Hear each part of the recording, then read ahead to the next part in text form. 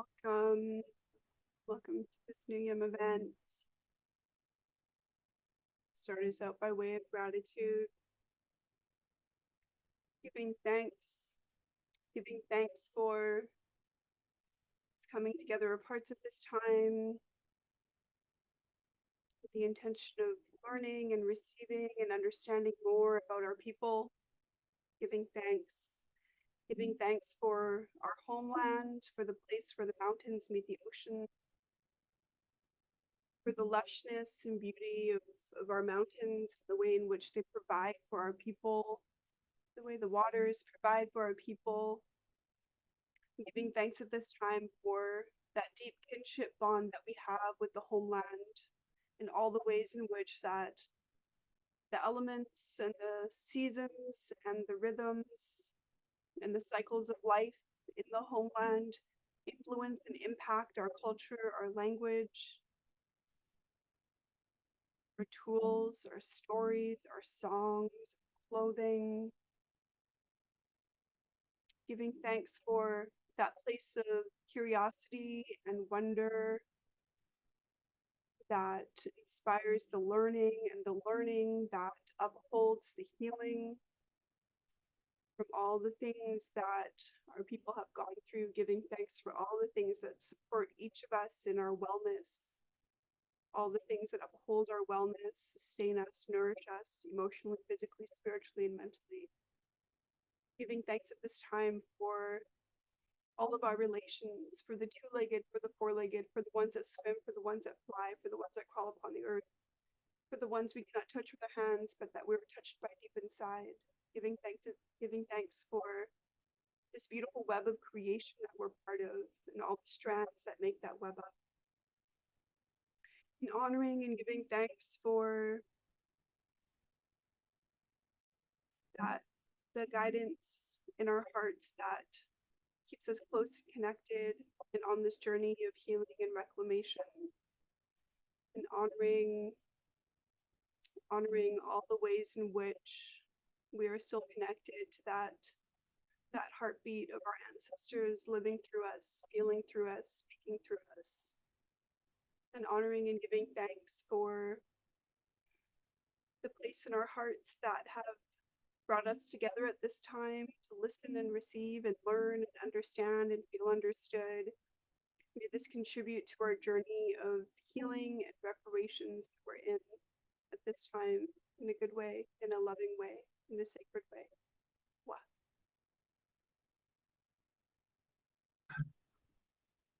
So I'd like to thank everyone that showed up today. It's always an honor to be doing this. I find it really important to be able to pass the knowledge on in this way. Life is crazy these days, and when we get a bunch of knowledge holders together supporting each other, people get attracted to a lot of that. So on the agenda today, we're going to have, well, we had the opening blessing, and then Ab has a presentation with the language, and then I'll be doing plant medicine teaching today. So today marks 1 month of us doing this. So far, we have 7 hours of information to be provided to our community members and anyone that else is interested in who the Haisla are and who the Chinoxula are. So with that, I'd like to pass this over to Ab. Wow. Okay, thanks. I'm going to share my screen. Okay, so I did a presentation in my linguistics class earlier this week, and I wanted to share that with everybody here. So the class that I'm taking is centered around lexicography, which is basically how you make dictionaries. And I gave a presentation on some of the dictionaries that we've had produced in Haisla and some of the difficulties that we've had with those dictionaries. So as I'm going through the course, I'm learning more about how dictionaries are made and what makes a good dictionary. So that's kind of what got me thinking about the dictionaries that we've had produced and things that could be improved. down the line. So I'm going to share something from the Lincoln and Rath Dictionary that was published in 1986. So my presentation was about how sometimes one word can have different uses, different meanings, or different senses. So this example here, this word is tia. Tia. So maybe you guys can try and say that. Tia. Yeah. Yeah. Yeah. Okay, good. So this means to use a bucket or a dipper to get water. Now, one thing that's helpful about the Lincoln and Rath Dictionary is that they do sometimes provide sentences as examples of how the words can be used. So they give one example sentence for this word, and it's tiasis nagayu. Tiasis nagayu. And this means get water with a dipper. So this is what they call an imperative form. It's when you're giving somebody direction or asking them to do something. So you have the word tia, and then yeah, the rest of it basically is kind of like a command, and then nagaya is to go to a bucket basically. And then we have tiasu, and this is a place where one fills a bucket or dipper with water. And then we have tiasugila, and this means to dig a well, and this is on page 61 of their dictionary. So this is an example of a really helpful entry in the Lincoln and Rath Dictionary. The only thing is that very few entries are like this. There are very few entries that have example sentences or other ways of using the word that are related to it. So I go on to explain that some synonyms are provided for certain words. And I provide an example here. I should also point out that these are converted into the hybrid orthography. So Lincoln and Rath had their own spelling system. So I changed everything that's on here into the hybrid orthography that I developed. So one example here is Nakwilagila. So I'll say it again, and you can all take turns trying to say it. Nakwilagila. Nakwilagila. Gila. Nakwilagila. Okay. So this means to purify oneself before hunting or fishing, to get oneself power. So this is something that will be done before going on a hunting or fishing trip, partly for good luck and also partly to wash off human smell. So if you think of like a deer, they're very sensitive to human smell.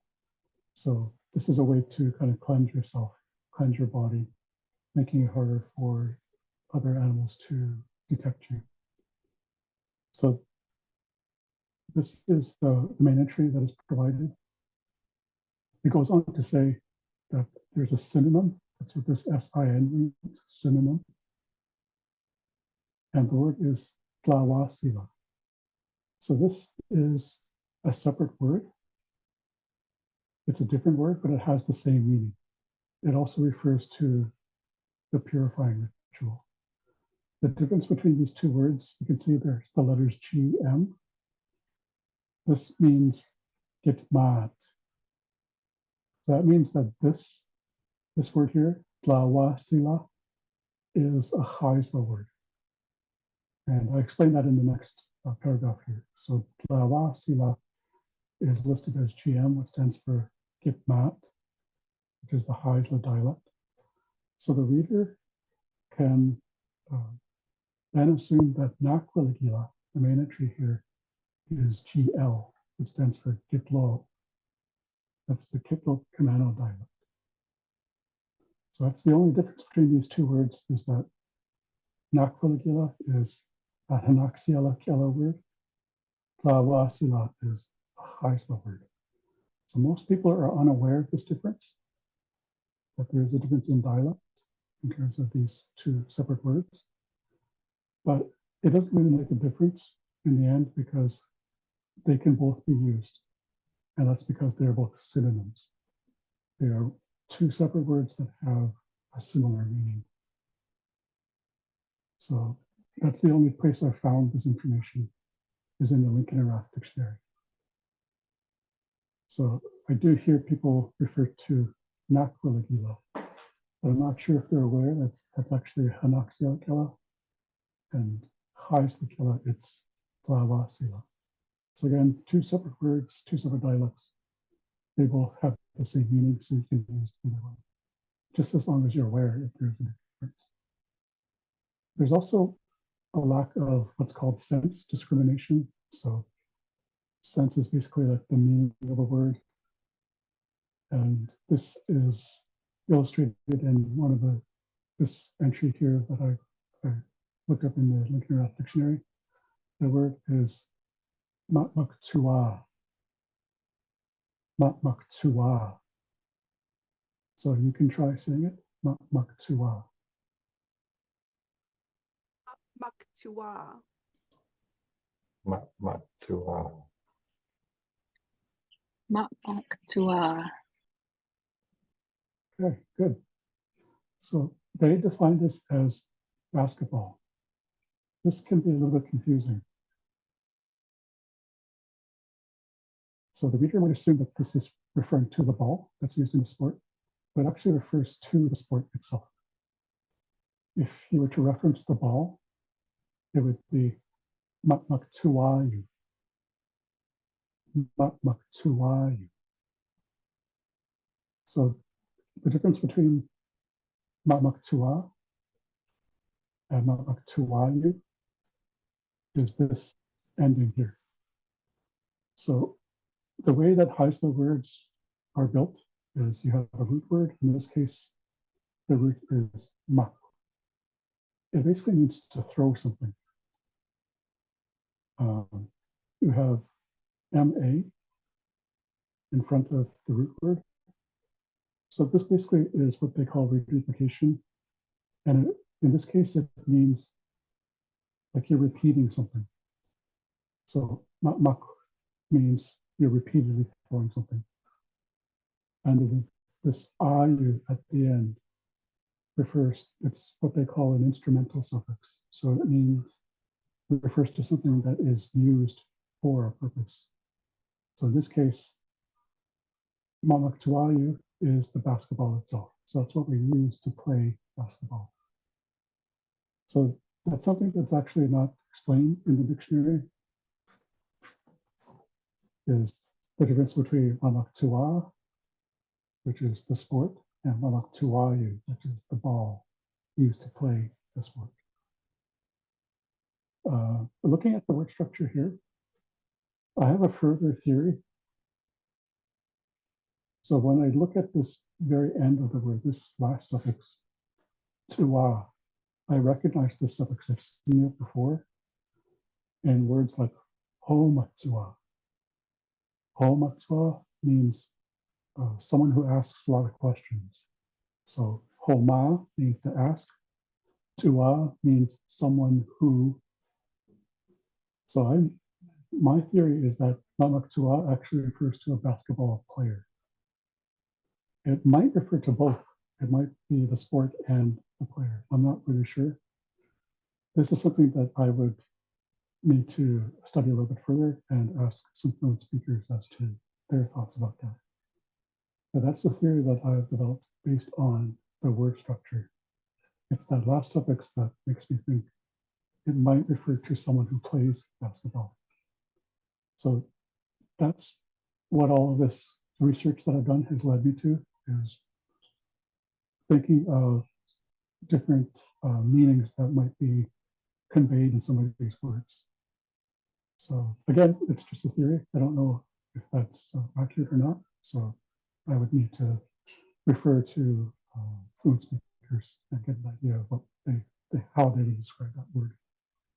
So in these presentations, we present something and then we give a little quiz. So this is the quiz that I came up with. So I talked a little bit about Tlawa Sila. There's actually two separate meanings. There's two separate entries in the Wikimedia dictionary. So the first sense, you can see this little number 1. It means it's the first entry, the first sense, means to purify yourself. The same word also had another meaning. So it's number 2.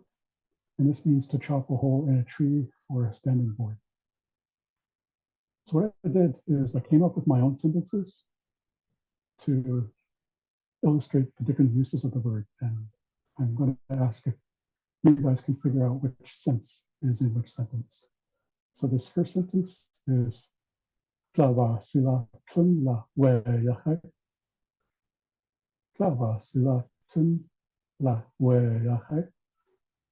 That means I purified myself in the river away. So which sense would you say is being used in this sentence? Is sense number 1 or number 2?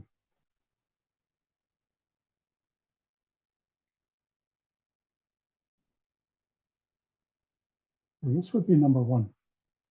And it's given away by the phrase purify myself. So I'm using the first sense there.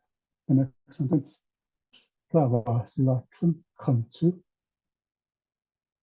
Klava sila kantu. Which sense is being used in this sentence? Sense number 1, sense number 2.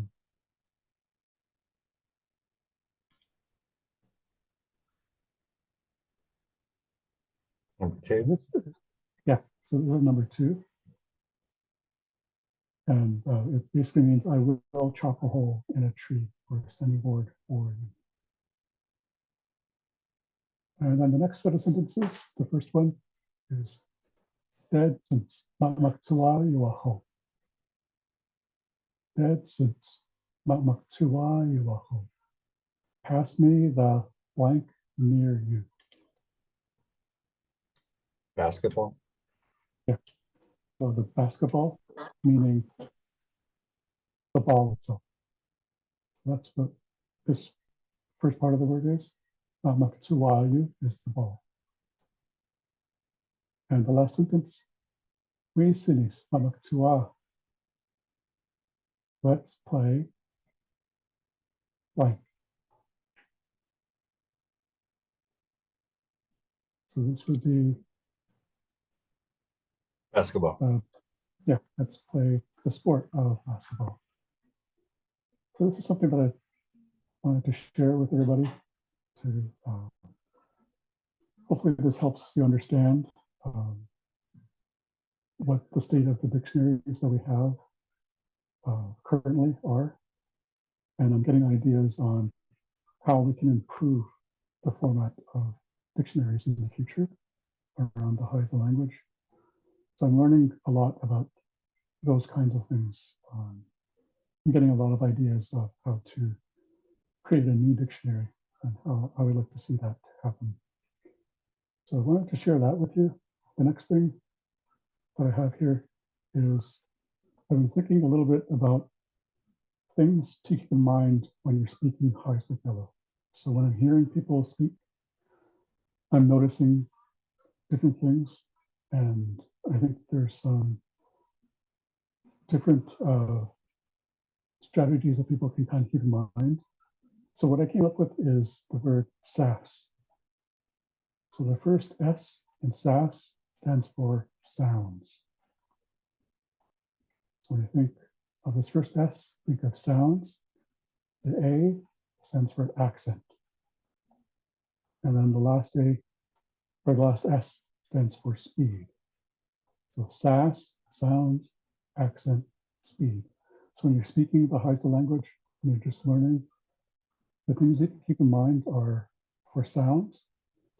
First, understand the individual sounds of the Haida language. So we have a lot of sounds that are unique to our language that do not occur in English. So it's very helpful to learn how those sounds are made and to recognize them when you hear them. Also understand how the individual sounds interact with each other. So like the vowel sounds will always make the same sounds. They'll always stay the same, but the vowel sounds can change depending on the situation. So that leads you to an understanding of how the individual sounds interact with each other. They can sound differently when they're combined in different ways. And also associate the sounds with the symbols of the Haisla hybrid orthography. So some of these symbols might look a little strange to you at first, like an X with a line over top of it, an A with a slanted dash on top of it. Those all serve a purpose, and they all, basically the way the hybrid orthography is set up is that you have regular letters like I, S, L, A. Those are all regular letters, but then you have like an X, which is a regular sound, and then you have a line over top of it, which is a different sound. So this line over top of the X is a modifier. So you have regular letters, some of them can be modified to make different sounds. That's what that line over the X is. It changes the sound of a regular X. This dash over the A is an accent marker. It tells you where to place emphasis in a word. So it's modifying that A. So once you learn to associate the sounds with the symbols, everything gets a lot easier. And it does take some work, it does take some training and a lot of practice, but eventually, once you start to be able to associate the sounds with symbols, everything will get easier for you. So that's the first S, sounds, understanding the sounds of the language and paying attention to them when you hear somebody else speak. The next thing is accent. So the way I describe the Haisla accent is it's like waves on an ocean. They're going up and down, up and down, up and down. So understanding the accent will help you a lot in terms of being able to speak the language. And once you figure out how the accent works, it'll allow you to speak accurately. And a little note here, if everything sounds like a question, you're doing it right. So I think some people might get confused when they ask me a question and then I answer, and it sounds to them like I'm answering with another question. I'm not actually doing that. It's a statement. It comes down to how the statement is being phrased, like the actual sentence structure. When you recognize the sentence structure, then you can determine if that person is asking a question or if they're making a statement. So if you compare it to English, when you're thinking about English, if I use my hand to kind of indicate where emphasis is being placed in a word, if you think about the English word emphasis, so it starts off high, emphasis, emphasis. There's not really a lot of movement because English it's kind of monotone compared to Haisla. There's more variation in the actual tones in the language. So if I were to ask somebody, like, what is that? If somebody were holding something and I wanted to ask, what is that? If you watch my hand, I would say, Masi yada, Masi yada. There's much more variation in tone. So I'm starting off at about the same tone as I would in English, but I'm going up a lot higher. That's the accent. Masi yada. So if you think of it as waves, there are big waves in Haisla, smaller waves in English. So that's something that really will help you in terms of being able to understand how the language is spoken, is understanding how the accent works. And this is something that I try to work on myself. This last one is speed. So one thing that I've noticed is the slower you speak, the easier it will be for people to understand you. So I've included a note here at the very bottom, and this reads, Kitsi hala kichtala. Kitsi hala kichtala. Don't speak fast. So this is something that I notice with newer speakers in particular, is they get excited about sharing the language and they try to say something in Haisla and it comes out really fast. So if you think back to when I was sharing the place names, I made sure to take my time when I was saying each word. So I didn't say "Tsibuta." I said "Tsimota." So I said it. I slowed down quite a bit. So I do that to make sure that people can hear each part of the word, each sound that I'm making. I could probably slow it down even more than that, but I just said it's something that I'm working on, because when I think back to when I was first learning, I used to speak pretty fast too when I was speaking Kaisakila. And it's only been maybe the past year or so that I've started to make an effort, make a point of actually slowing down when I'm speaking, especially when I'm giving language lessons or if I'm recording something. I tend to slow down quite a bit. So if you keep these in mind, keep this acronym in mind, SAS, and think sounds, accent, speed. These will help you on your learning journey as you're learning Kaisakila. I wanted to share that with you. And also, I wanted to go back to last week where Teresa shared a phrase. And I did some digging and I found this word here, which is duklachtla. So the phrase is kitsi duklachtla. Kitsi duklachtla. And that means don't look back. So yeah, so that is something that I uncovered in my in studies this week.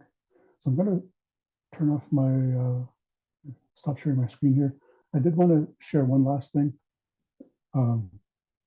Last week, someone asked me, or it might have been the week before, I can't remember. But in a previous meeting, someone asked me about what I thought about the language, how I feel about it. And I have to admit that it kind of came out of a left field for me because I'm not really used to hearing questions like that. So I didn't really have a chance to really think about it. And I said some things about like being able to read the language and that helps me in studying other languages. I don't remember what else I said in my reply. But now that I've had some time to think about it, I wanted to share a little bit more on that. So one thing I like about the language is, for me personally, it gives me a sense of empowerment. Being able to speak the language is something that I wasn't capable of doing before. So I'm going to talk a little bit about my history, just so that people know. I don't know if people are aware that even though I was born here in Kitimat, I didn't actually grow up here. I grew up in Manitoba, and I basically spent my childhood there. So I didn't have a lot of exposure to Haisla culture or language. We moved back to Kitimat when I was a teenager. I was just starting high school. And even then, like I had a little bit of knowledge of the language, a few words here and there, but I couldn't really speak it. And it wasn't until I actually started this job that I have right now that I started building my knowledge of the language to a point where I can speak it, I can read it, I can understand when a fluent speaker is speaking the language, at least parts of it. And that's been a recent development. And it's something that I was interested in throughout my life, but it wasn't until I started to actually focus on the language in my job, because I started working in the archives when I first started this job. And then a couple of years later, I actually switched focus, and now I work exclusively with language. That is my job as a language researcher, is to work with the Haisla language and basically figure out how it all works. And that's what I've been doing for about the past 3.5, 4 years. And I've made a lot of progress in that time. I've learned a lot about how the language works. And that has given me a sense of empowerment. The fact that I've gotten to a point where I have a basic understanding of how the language works. And I've really laid a good groundwork for myself so that I have a good basis, like a good foundation of knowledge. I can continue to build upon that and build upon it and build upon it. So my ultimate goal is to become a fluent Haisla speaker. And I'm not far off from that. A few more years, I would say, of study and practice and direction from fluent speakers. I'll get there. I mean, it's something that I honestly didn't believe could happen. I didn't know that could happen until I started to really investigate how the language works. And developing the hybrid orthography was a huge part of that. So, and that's really the power of the orthography. It's a standard writing system. It represents the sound of our language really well, very accurately. And all of that has led to where I am now, led me to where I am now. And I really feel a sense of empowerment because of that. Another thing is decolonizing language. So one thing that I've found is that some people might have difficulty learning the Haisla language because they're thinking of English, how English works, and trying to apply that to Haisla. So the way that I've been learning language is I've been taking what I know about English and kind of pushing that to the back burner. I rarely ever think about English. I might think about like English equivalents in terms of what a Haisla word means in English, but that's really about it. I think Haisla. So in doing that, I've really decolonized my experience with the language. I'm not thinking about Haisla, or how English works and applying that to Haisla. I'm thinking Haisla first. Like when I developed, you saw the sentences that I created. I didn't come up with an English sentence first and translate that into Haisla. I thought about the Haisla words, the individual words, which ones I needed, and how I needed to change them, and what order I needed to put them in. That's how I developed my own unique Haisla sentences. And in that way, I've really decolonized the language.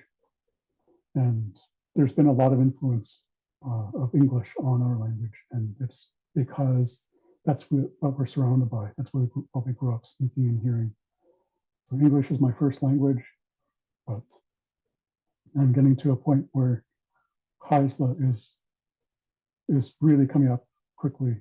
And I'm hoping sometime in the next few years, I'll be at the same level in terms of my understanding of both languages. So there is a sense of decolonization. And to me, learning the language is an act of resistance. I speak my language because my ancestors couldn't. So that is something that I've achieved through my study of the language. Something else I really admire about the language is it's a very literal language. What I mean by that is, like, if I want to tell somebody that I saw a raven, I would just say I saw a raven. That's it. Like, I wouldn't say like, oh, I saw a raven and it was beautiful, it was magnificent, it took my breath away, I was so moved by seeing this majestic animal. No, I would just say I saw a raven. That would be it. It's a very descriptive language. It's very literal. You don't hear a lot of what we call figurative language. Like in English, you hear it all the time. You kind of come to expect figurative language in English speech because that's just the way people talk. Like if you say to somebody, well, I told you 1,000 times, that's a hyperbole. That's figurative speech. Or it was as big as a house. That's a simile. That's figurative speech. Or I'm trying to think of a metaphor. A metaphor is when you say something is something else. I can't think of an example off the top of my head, but that's another example of figurative speech. We use that all the time in English. It's very rarely ever used in Haisla. It's like if you think of that TV series Dragnet, just the facts, man. That's Haisla, just the facts. So I really like the fact that it's a very literal language. It's very descriptive.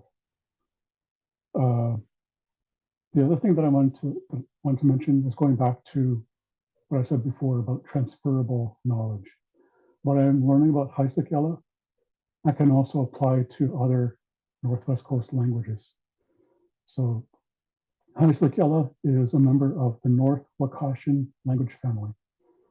So there's, in this family, there's Haisakela and Hanaksiela. There's Awikiela, which is the Rivers Inlet dialect. There's Haitsukwala, which is the Bella Bella dialect. And there's Kwakwala, which is the main language spoken by the Kwagyu people. And something else I wanted to mention is that I also have a Kwagyu heritage, and I know some Kwakwala. I've forgotten a lot of it because I learned when I was in Victoria, living with some Kwagyu relatives that I had met. I moved in with them, and there was a point in my life where I knew more Kwakwala than I did Haisakela. But that has completely changed. I know a lot more Haisakela now, but my knowledge of Kwakwala actually helped me in my learning of Haisakela. And I'm actually reversing that now, where I'm taking my knowledge of that I've gained in Haisakela and relearning some Kwakwala. And as I mentioned before, all of the languages, the dialects in that family have exactly the same sounds, all the same sounds. The main difference is in the writing systems. They all have different orthographies, so they represent the sounds in different ways, but they're the same sounds. So if you understand all the sounds in Haisakela, you'll understand all the sounds in the other 3 dialects. So that's something that I find really useful, and it's something that I enjoy about my knowledge of the language and how far I've come in my learning journey. So I just wanted to add a little bit more to that and give you a little bit more insight into how I feel about the language, what I love about the language, and yeah, so thank you for listening. Wow. That was, I always like your presentations. Thank you. So I'm going to share my screen now.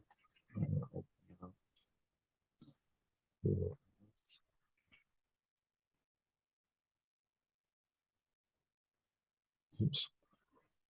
Hold on 1 second, I just got to pre-open it.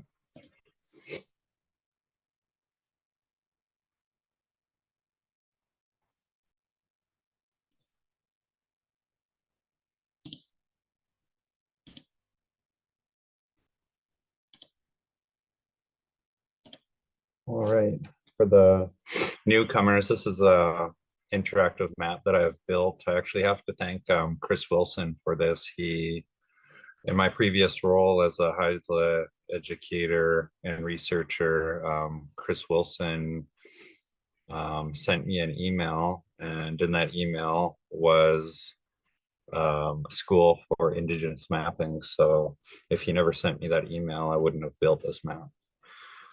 So today I'm going to be talking about our medicines. There's a lot of, I always say that with a little bit of information, you could do a lot of damage. So first of all, is there anything that anyone specifically wants to learn? It might make it flow a bit better for me if I could speak on something that somebody wants to learn. Devil's Club. Devil's Club. More about nettle and horsetail and cottonwood buds. Okay, I never pick cottonwood buds. I think Teresa does though, if she might want to speak on that. But I could do the rest of that. Someone said I was wondering about that too, Devil's Club. Okay, so we call it a weak S. And Devil's Club is the closest relative to ginseng. There's spiritual properties to the Devil's Club. There's also medicinal properties to the Devil's Club. Right now, the season that we're in, we cannot harvest this for ingesting. All of that energy from the plant, when the leaves turn yellow and they die off, all the chi goes down into the root system. And that's what makes it a perennial growing back each year. So if you were to ingest it right now, it'd attack your kidneys and you would probably die. It's the only time of year where it is poisonous. The safe time to harvest it is when the little green buds start growing. The little green buds are these leaves. So at the time that goes out, you'd be able to harvest that. What I do is take the blunt end of a knife, typically a butter knife, and I'll scrape off the outer layer. Scrape off that outer layer and it'll expose a green inside layer. The green inside layer, I'll actually just grab it right now.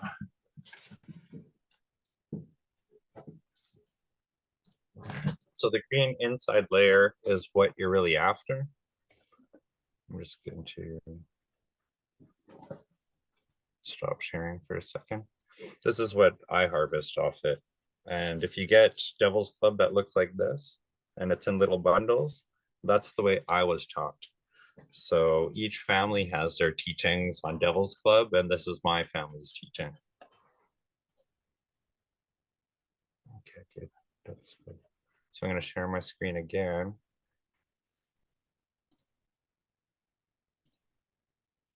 So I would cut it at the base here.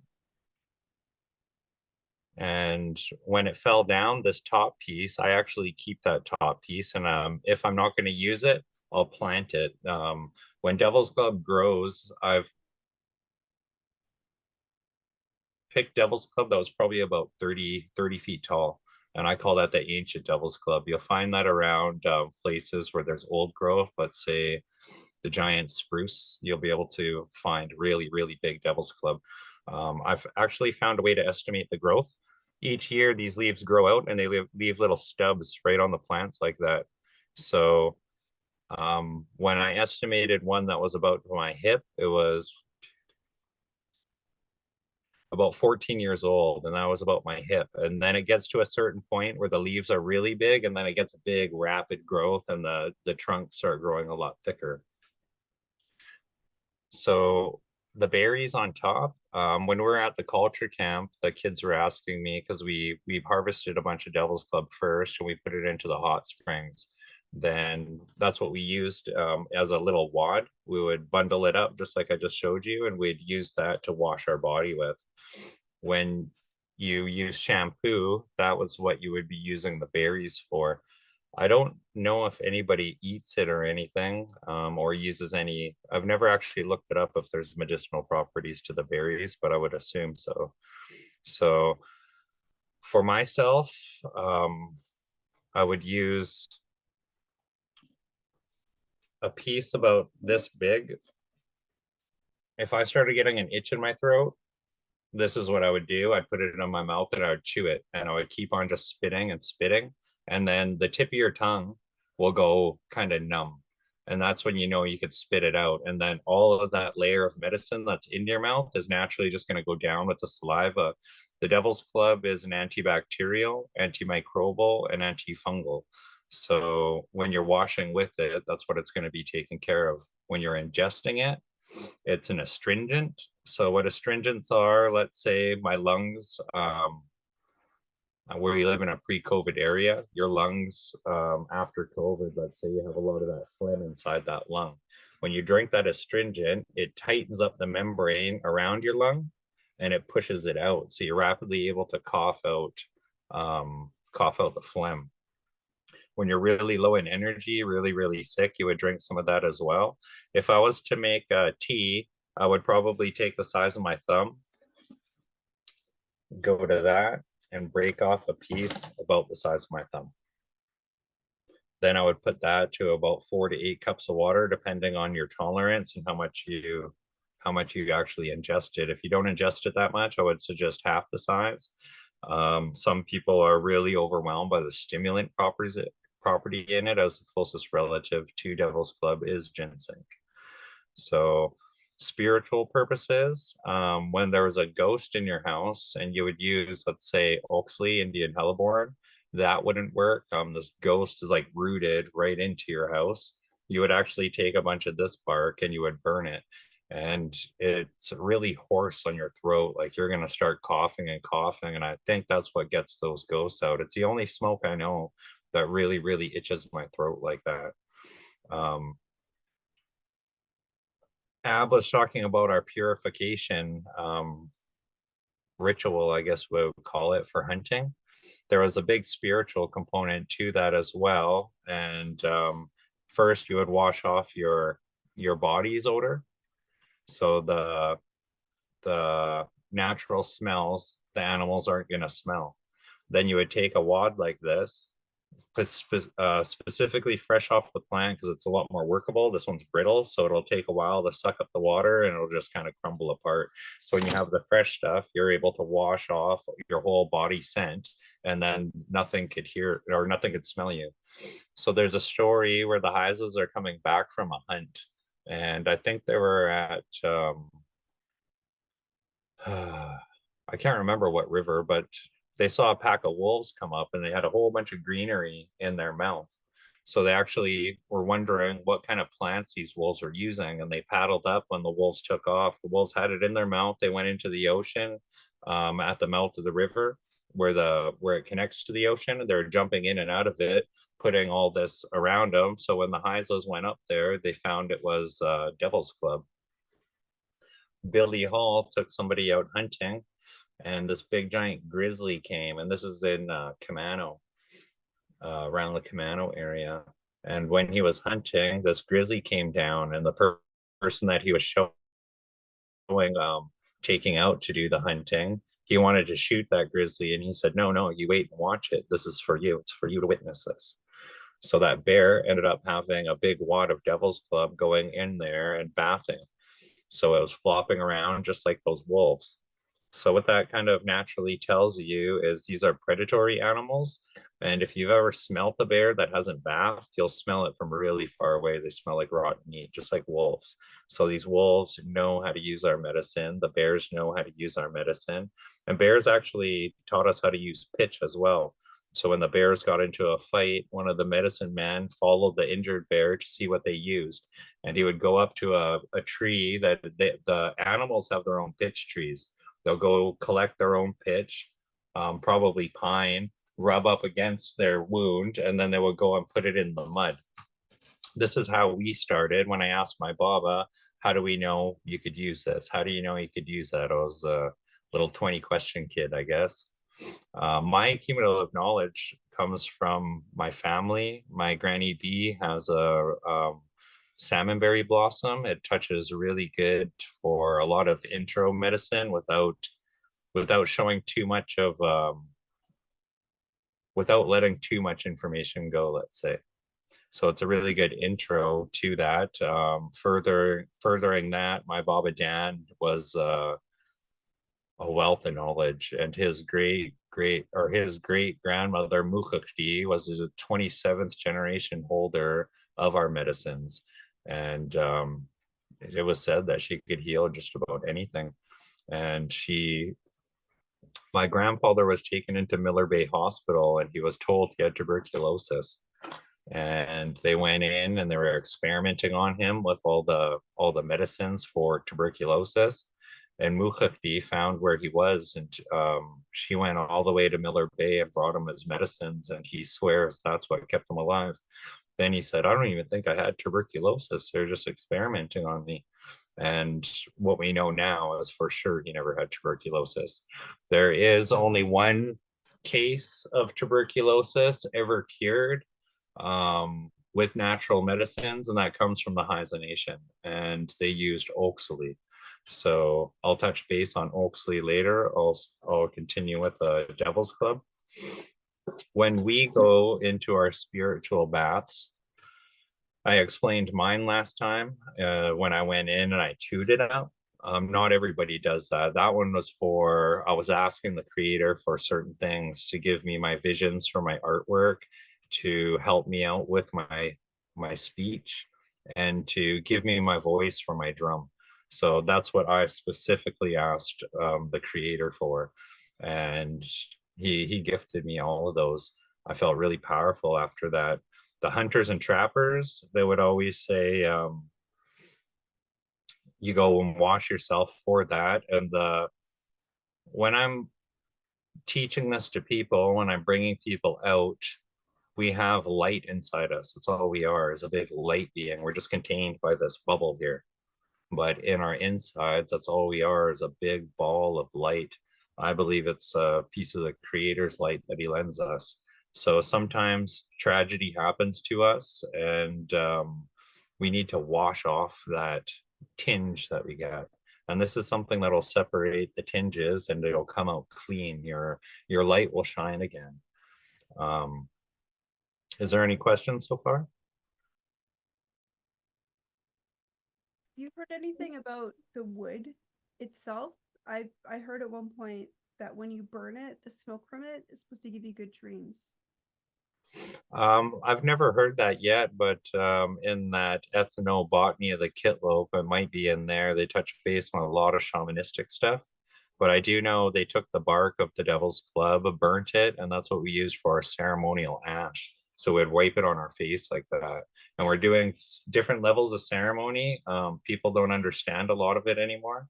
And when we're specifically using ash, it's to mark ourselves like we're a ghost. So think of Halloween, you put a mask on and all the ghosts think that you're one of them.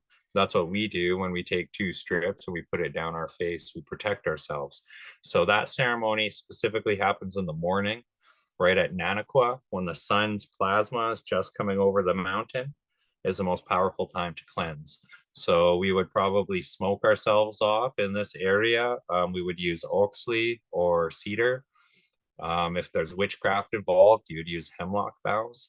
That's what severs the tie of the witch. So depending on what ceremony you're doing in the morning at that time, what do you want for your outcome? You'd have to choose those. Like cedar would probably be for protection and health wise. And Devil's Club, good luck. All the hunters and all the fishermen knew that if you bathed in Devil's Club, you're going to get your catch. So my Baba, John Paul Sr., we would go to the edge of the ocean where the mountain or the rock went straight into the water. Devil's Club hangs over the edge like that. Would pull up on his boat, would cut it all off, and that's what we would put into a big garbage bin with ocean water. We'd fill up the ocean water and we'd cut a whole bunch of it. We wouldn't take the thorns off or anything like that. We would just put it all in there, let it sit for a while. Then we would take bailers and we would dump it all over the nets. And he got so many fish all the time. He really believed it.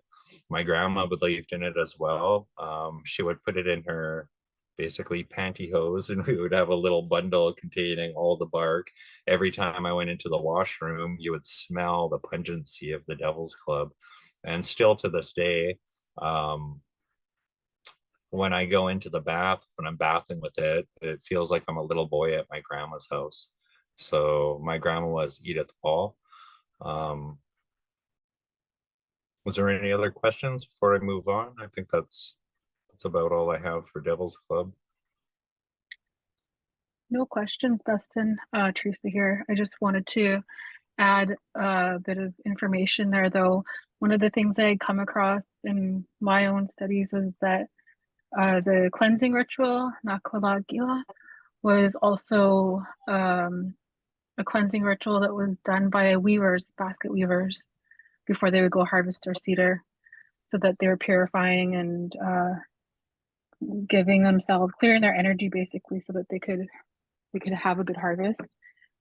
And then also the berries of the Devil's Club was something that I've seen that was used as like a shampoo. Yeah, that's what we did at the culture camp. The kids just loved it, squeezing up all the berries and using it as a shampoo. And the reason that they did the Devil's Club for the basket, getting the cedar, is because we would have to have a pure mind when we're working with cedar. So even the cedar hats and stuff, when you're upset, you're not allowed working on that. You're putting that energy into your hat. You have to have that pure mind. And cedar is a master protector. So when you're putting on your cedar hat, you're protecting your thoughts, your mind, and your soul from anyone that's inflicting harm on you through bad energy. Go ahead, next question. Was I next? Yeah. Okay. I was just wondering more about like carrying it with you to just not take on like other people's Energy. energy or traumas, because I listen to people's traumas all day. Yes, so this is a good question. I'm just gonna go grab something really quickly and I'll be right back.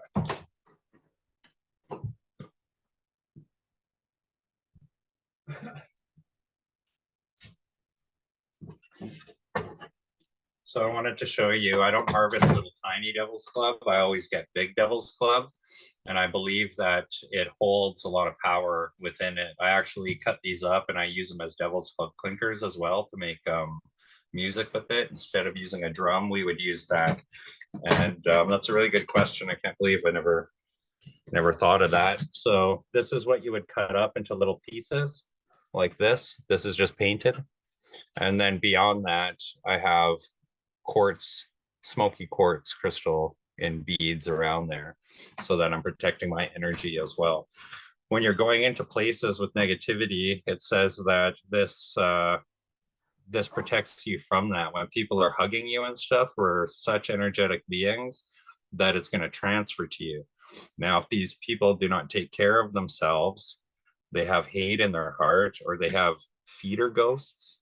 The feeder ghosts are the ones that want you to be mad all the time. And when they get you mad at somebody else, they eat that. It's their delicacy. And then it starts getting you sick. You'll probably feel it in a certain part of your body. So when we bath with Devil's Club, we're able to wash these off. They say the more powerful that these entities get, they'll basically sit on your shoulders like this and their head will be right there and they whisper to you all the time. Okay? And you would probably see a lot of those traits in sane asylums. A lot of people and a lot of different ancestral backgrounds do not have a lot of the spiritual medicine teachings. So the smaller Devil's Club pieces would look like this. This one I would probably use for bracelets, maybe even a drumstick. And these ones are probably getting into the size of necklaces. And I would use these big chunks there for basically a centerpiece. So I have this one here for an example.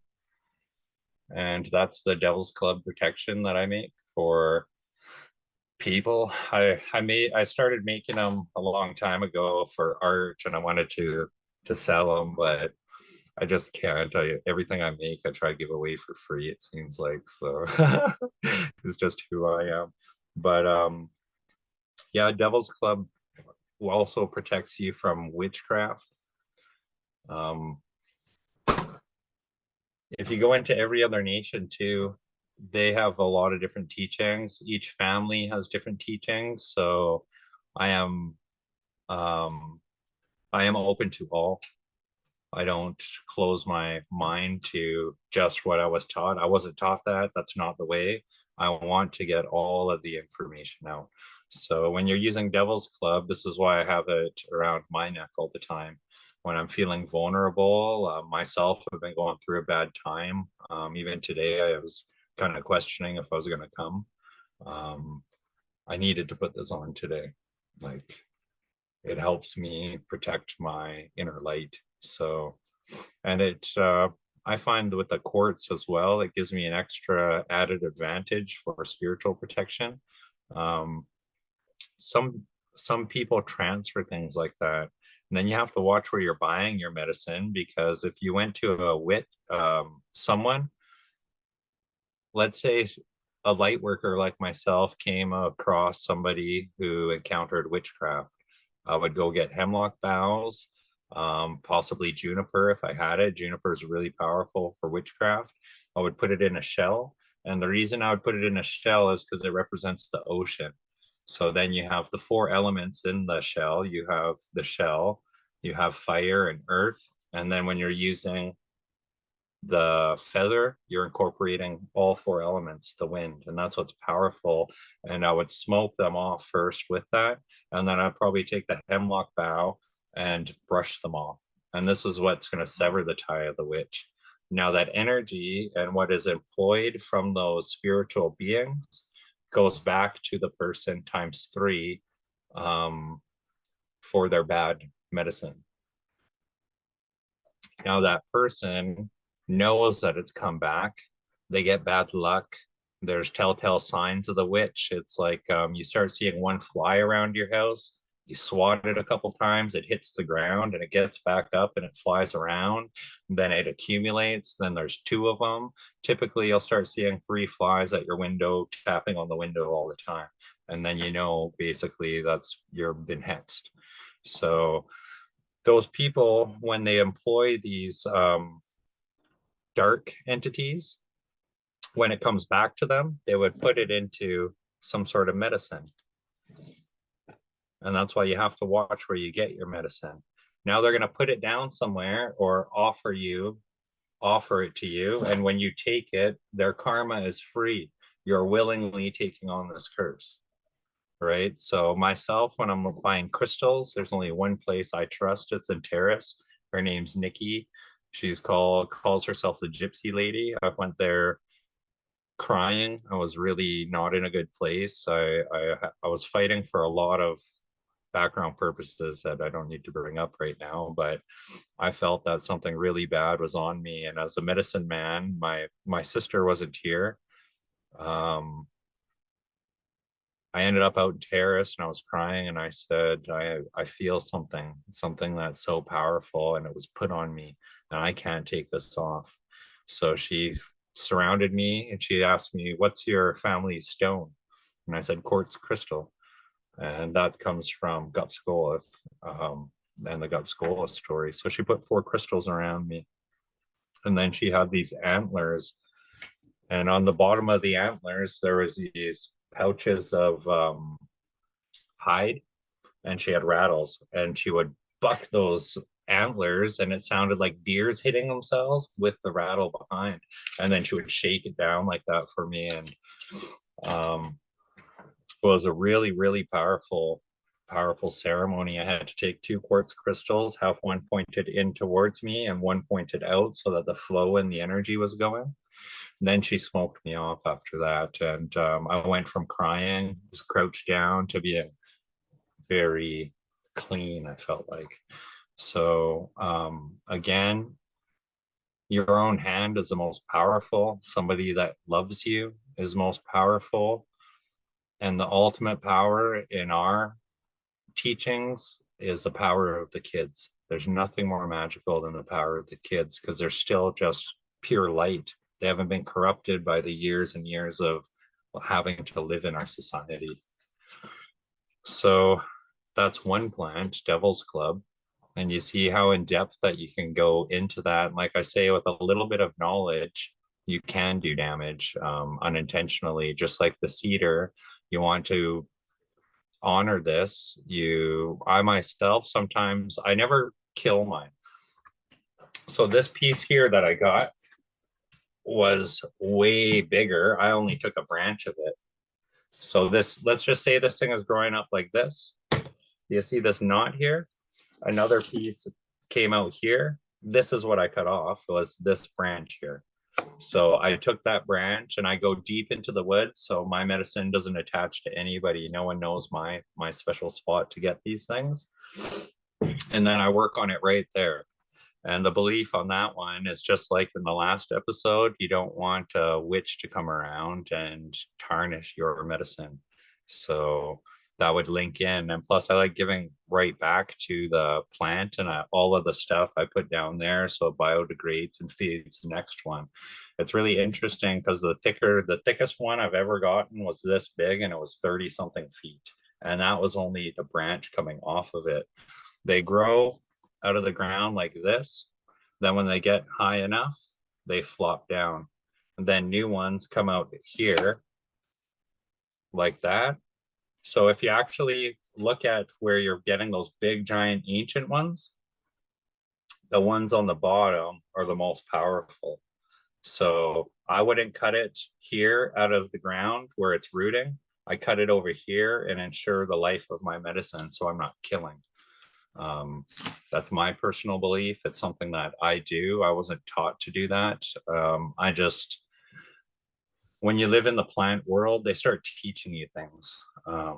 When, if I have any advice for anyone that wants to get into plant medicine, you make a relationship with one plant and every other plant, learn as much as you can. Go on to Google Scholar, type in the plant. It'll bring you to the colleges where you'll be able to bring it right down to all the vitamins contained in these plants. So that's a modern way of doing research, but always follow our ways too. I would sing to the plant when I'm cutting it. I never take something without giving it. So I'll sing it a song. Sometimes I always have water with me. I'll actually give it some water. And when I'm really thinking ahead, I actually put a bit of plant food in and I'll feed that plant.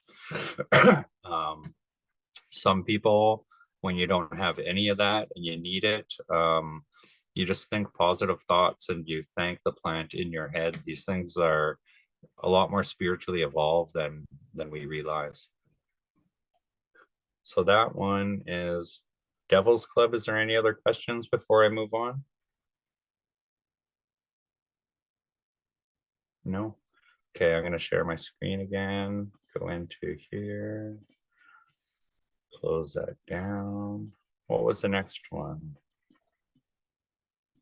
Duhua.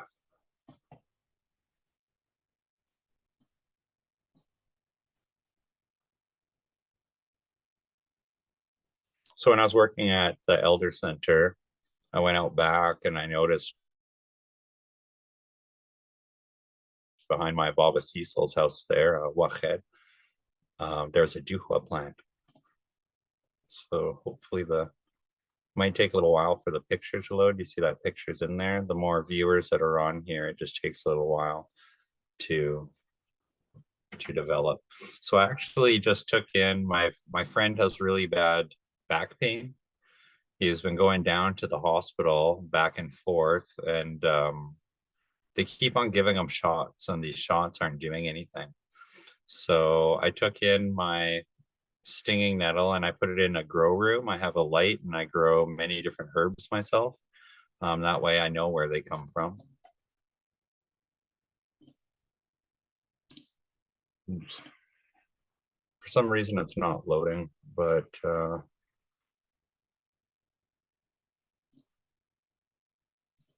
so we call it Duhua. It's one of the most nutritious plants in the world. It has all your A vitamins, B vitamins, vitamin C, and it has B complex. So the B complex vitamins are very interesting because you can ingest the compounds to create these vitamins in your body, but they don't actually exist. So any B vitamins that you're getting have already been created so that you're able to ingest them. Whereas this plant has all the chemicals inside it. When you're having the duhua or stinging nettle, what happens is those chemicals go in, they get into your thyroids up in your, I'm just going to close this down. They get right up in here. The chemicals are there to make the B vitamins. And when the radiation from the sun hits your skin, it goes up into these glands here and it creates the B complex within your body. So there's no such thing actually as the B complex as to my studies. It's created in your body and it's activated by the sun. So Paul Genies, I'm not too sure if you could go onto Google really quickly and look up what that duhua, get an image of the plant and share it.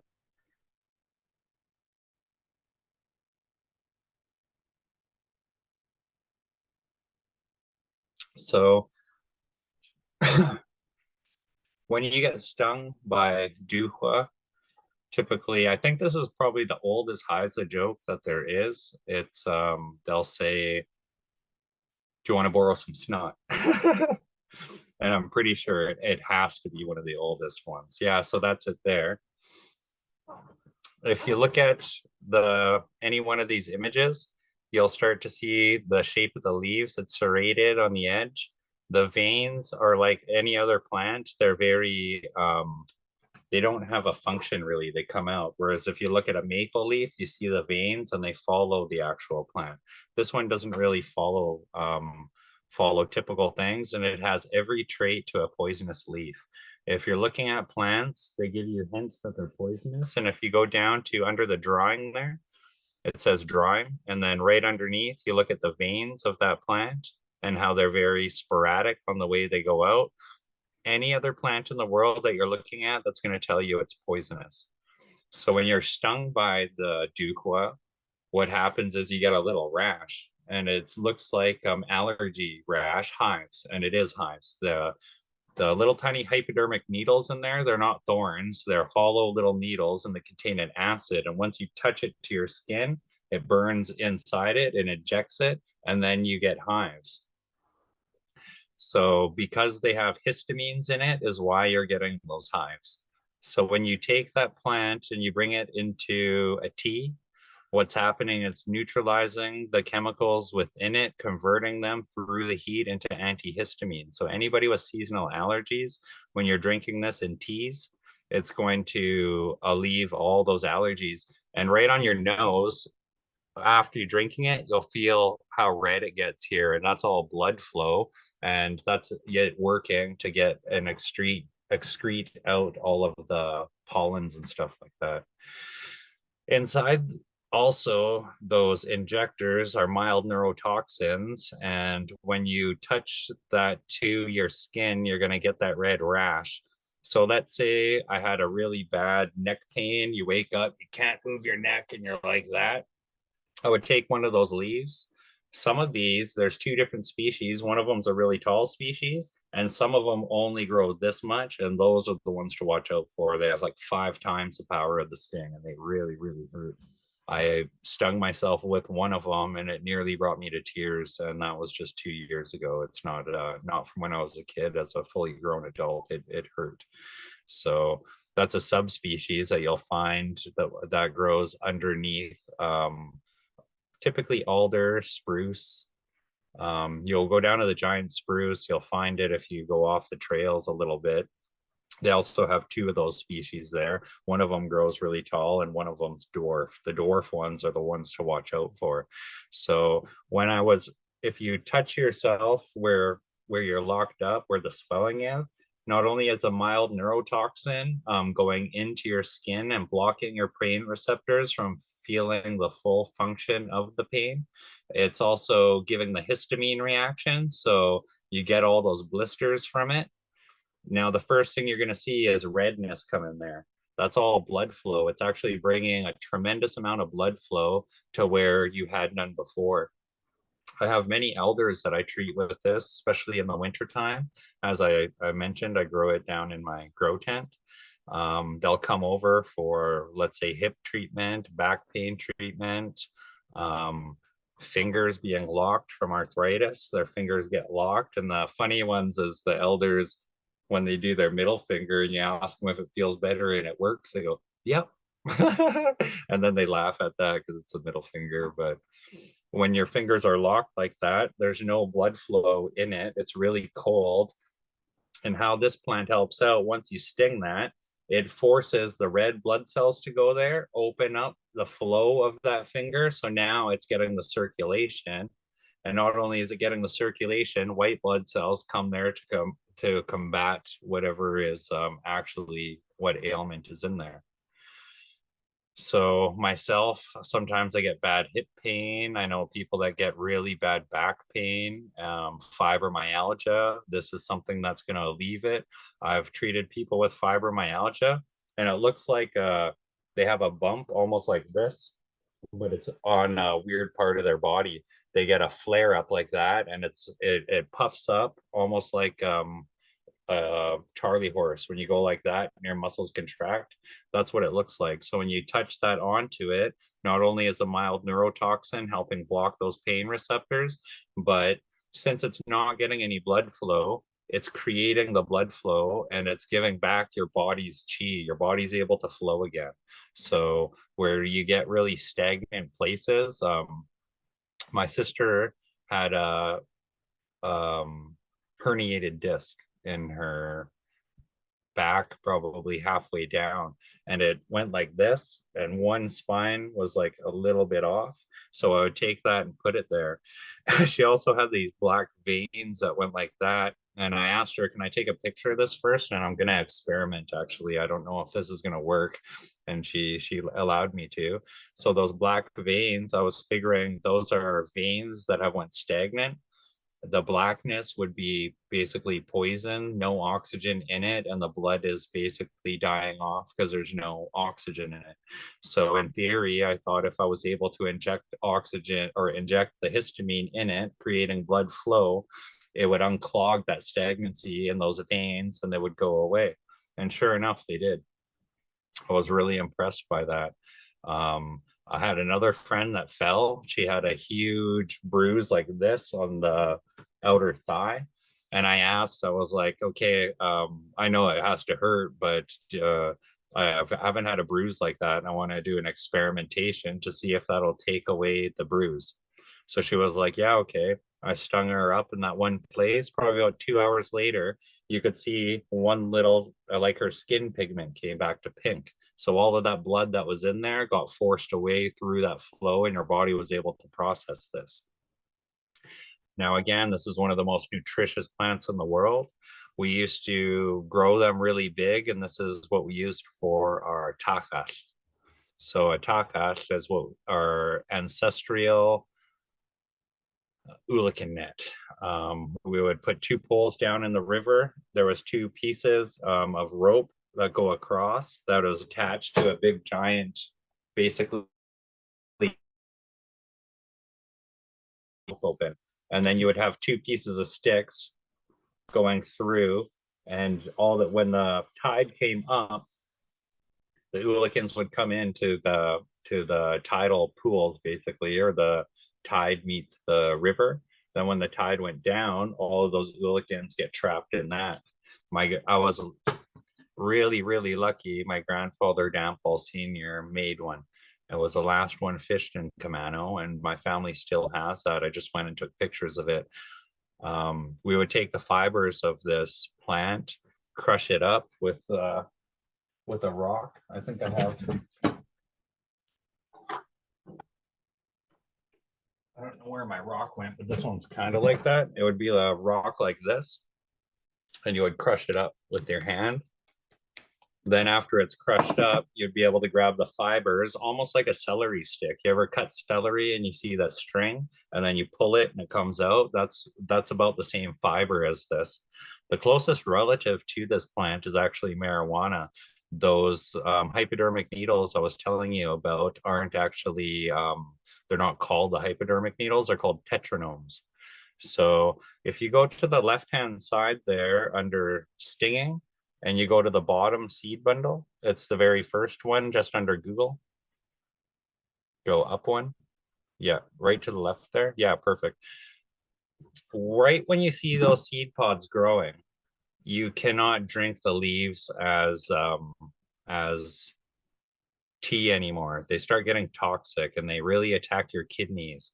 And this is again why I'm going to caution, with a little bit of knowledge, you could do a lot of damage. Imagine giving someone what you think is going to help them, and it's the wrong part of the season, and you start shutting their kidneys down by simply trying to help.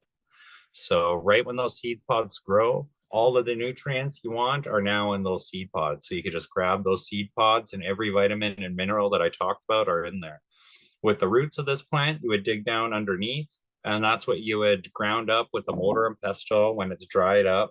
And you would basically, these days, you could put them into pill capsules and eat them, but that'll actually combat arthritis of rheumatoid arthritis specifically. It'll help really alleviate those symptoms in that.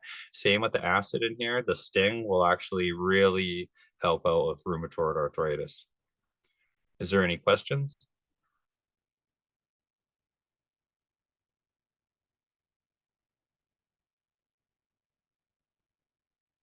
So when we made our nets with this too, one thing I forgot to say is we would use a little strip of cedar in certain parts, and then we would take those fibers and we would basically make this here. So this is some cedar rope that I've made. Twine, I guess I should say. And we would put one little strip of cedar in, and we would do the same thing. All you're doing is basically twisting one way, and it turns into a loop. And then you keep on just twisting, and you move the thing like the two strands aside, and it winds down like that. And this is actually pretty strong. This is cedar I harvested and dyed last fall. And this is the longest piece I've made so far. So I didn't know how to do this prior. I learned it from YouTube. I just went and looked it up, and then I left all these pieces in, those hairs.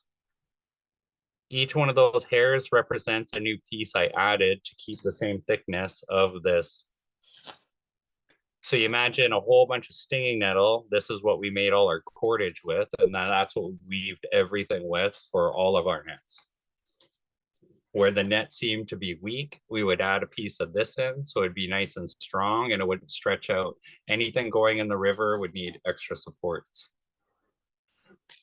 All right, you can close that one down. Thank you, Polchanice. Go ahead, Teresa.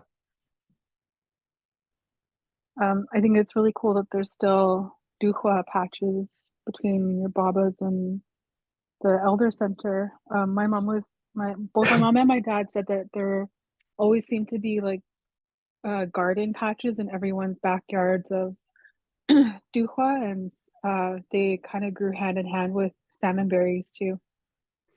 Yeah, so this is really cool research. Everywhere we had a fishing village, they farmed it. So when we went out to Weewani, that the keyword there is herring. So that's where our herring camp was. And there was the biggest duhua I've seen, and it was a big giant patch. You remember that, Teresa? I actually treated you there with that patch. We were running the culture camp there, and Teresa came out. I think that was actually the team building with our actual culture department. So we went out there, and that's where I started noticing burdock after. So I was like, this is interesting. This is farmed. And the reason I believe that is because we're at a fishing camp. So I kept that in mind. Then I went to look at the burdock, and I said, I don't know any other place where there's burdock actually throughout our nation. Like, it's very rare. Burdock has a taproot that goes down really, really deep, and it's basically our wild carrot. You follow down the burdock at a certain time of year, and you're able to pull that out, chop it up just like a carrot, and eat that. So then I started thinking, I started looking around, and I started noticing the apple trees. The Heisels were really great farmers, and Teresa's family in what is it, Gildala, had one of the biggest patches of Chihuahua that there is, Pacific wild crabapple. They're about the size of a blueberry, a large blueberry almost. I see it's 8:30 here. Do you guys want to take a quick break, go get some water and stuff? I'm ready to go, as long as, I mean, that's only 2 plants, so as long as you guys are interested, I'm willing to keep going.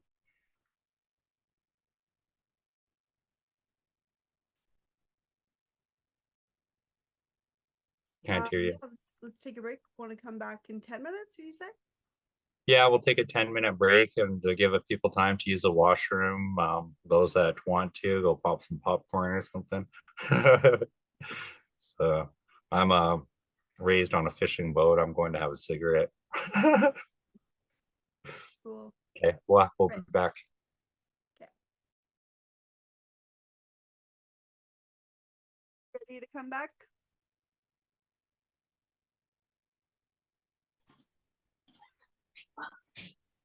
Yep. So you see how much information there is just in 2 plants so far, eh? Mm-hmm. So myself, I had ancestral knowledge The Salmonberry Blossom book is a really great book. Then in my job, I actually went to Google Scholar, and that's where I got the breakdown of the compounds within. So I was just that curious kid who needed to know why. Why does it work? Why does it work? One interesting thing, the duhua is chemical, and it's a chemical burn. So in my first aid training, we know to put vinegar on it or baking soda to neutralize chemical burns. So I was like, well, we got to test it out on myself because I thought I found something better than snot. So I stung myself, and I thought I was going to cure myself of it. And when I stung myself, it was a really big patch, and I was like, yeah, I'm going to cure this, and I'm going to be able to tell everyone. And I put it on, and I didn't realize, I jumped the gun. I got really excited. It injects it in there. So the chemical burn would work if I spilled the chemical on me. Then I put vinegar or something on there. So I stung myself for nothing in that experiment. I thought it's just a funny story to tell. But that's how I'm always growing. I'm always, yeah, Chris said boogers work the best. That's why I said that's the funniest. The funniest thing is that oldest joke that we have. It has to be hundreds, if not, let's say, thousands of years old. When did we come in contact with stinging nettle first? And that joke had to have been told all the way from back then. You want to borrow some snot? I'm going to share my screen again. Go into my interactive map. This is old orthography. If I had to guess on it, it would be Yatella. There's no accent markers or anything, and it wouldn't be if it's one word. So horsetail. What I know about horsetail, you could harvest it all year round. This plant is probably second to none for chlorophyll. So what gives the green shade in the plant is the chlorophyll. So as the sun, it's feeding off the sun, this plant is creating the chlorophyll inside, giving that green tinge. The way you harvest it is if you look down at the bottom, you'll see here, you grab it from the bottom, pull it out, and all of these hairs you take off, you just pluck off like that. And you're only after that one piece that's known as like the horse tail piece. Those other ones are just the hairs on it. So what I would use it for if I had a abscess tooth, a canker sore, anything in my mouth that is hurt, you would take that piece, chew it up, and then you would swish it around in your mouth. You could actually use this to strengthen your teeth as well. People that are losing hair, typically myself, when I'm drinking bottled water, I make sure it has minerals in it. So you'll look at the content of it and you'll see how much minerals are in there. Do not drink demineralized water.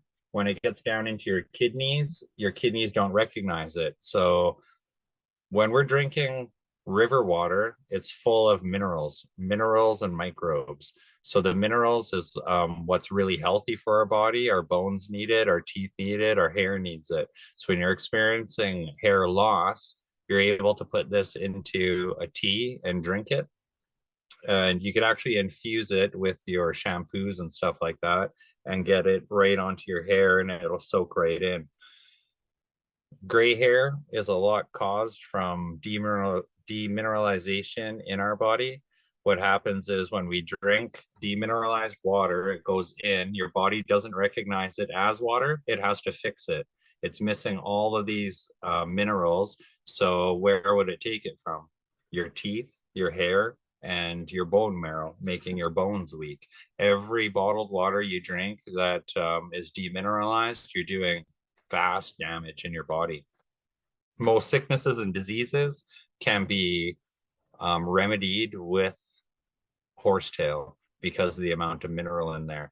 The mineral that you're after specifically in horsetail is silica. It has the highest amount of silica in any other plant that I've studied so far. And for instance, I had a really bad abscess tooth. And when I opened my mouth, it was like a little blister like that.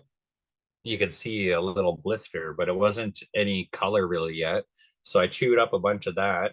And when you do that, if you ever try it, you chew it for a little bit and then spit it in your hand, and you'll see how green it is, which gives us evidence to this being used with probably some sort of fish egg. And you mix those together, and that's where we get our green paints from and our green dyes, because of the amount of chlorophylls in it. You're after that greenness. So when I chewed it up, and that's known as a poultice, you can put it onto a canker sore, an abscess, and it sucks that poison right out, and it actually does a chemical transfer. So here's the poultice, here's your gum line. Now it's going like this. The poison is being sucked out and the minerals are being injected into it, and the chlorophyll. Our bodies are so sick these days. If you're actually to drink tea like this, you would probably stop getting sunburns a lot because of the amount of chlorophyll in there. We get really, really weak. We're supposed to be having X amount of vegetables in our diet, and to actually, you know, I have Caesar salad a lot and some garden salads, but not to what we're supposed to be having each day. I have a theory that we have such bad allergies these days because we're separated from the land. We go to the grocery store to buy all of their food, which is not our food. It's a European diet. Our diet is based upon everything we find in our territory. So each one of these green pins here, like if I go on to Tulse, you would have the high brush cranberry. High brush cranberry in the Kumsiwa world, the white man's world, it's poisonous. Don't have it, don't have it. And I was like, oh, we've been eating it forever. So I went and researched it. The toxic effects and the poison effects is bad gas. So you would fart a lot. That's one example of that. When you come back into here, you could actually put this on to infected skin. Let's say you got a cat scratch, you never cleaned it in time. Now it's big, red, and puffy, and it lasts quite a while. Or you had road rash, major road rash. It'll actually soothe the road rash and suck that poison back out. One example of plant medicine and how powerful plant medicine is, there's never been a cure for gangrene until you go into gypsy medicine. And in gypsy medicine, they would use the olive leaves. They grab a bunch of olive leaves and they work it like that, and then they put it on the gangrene.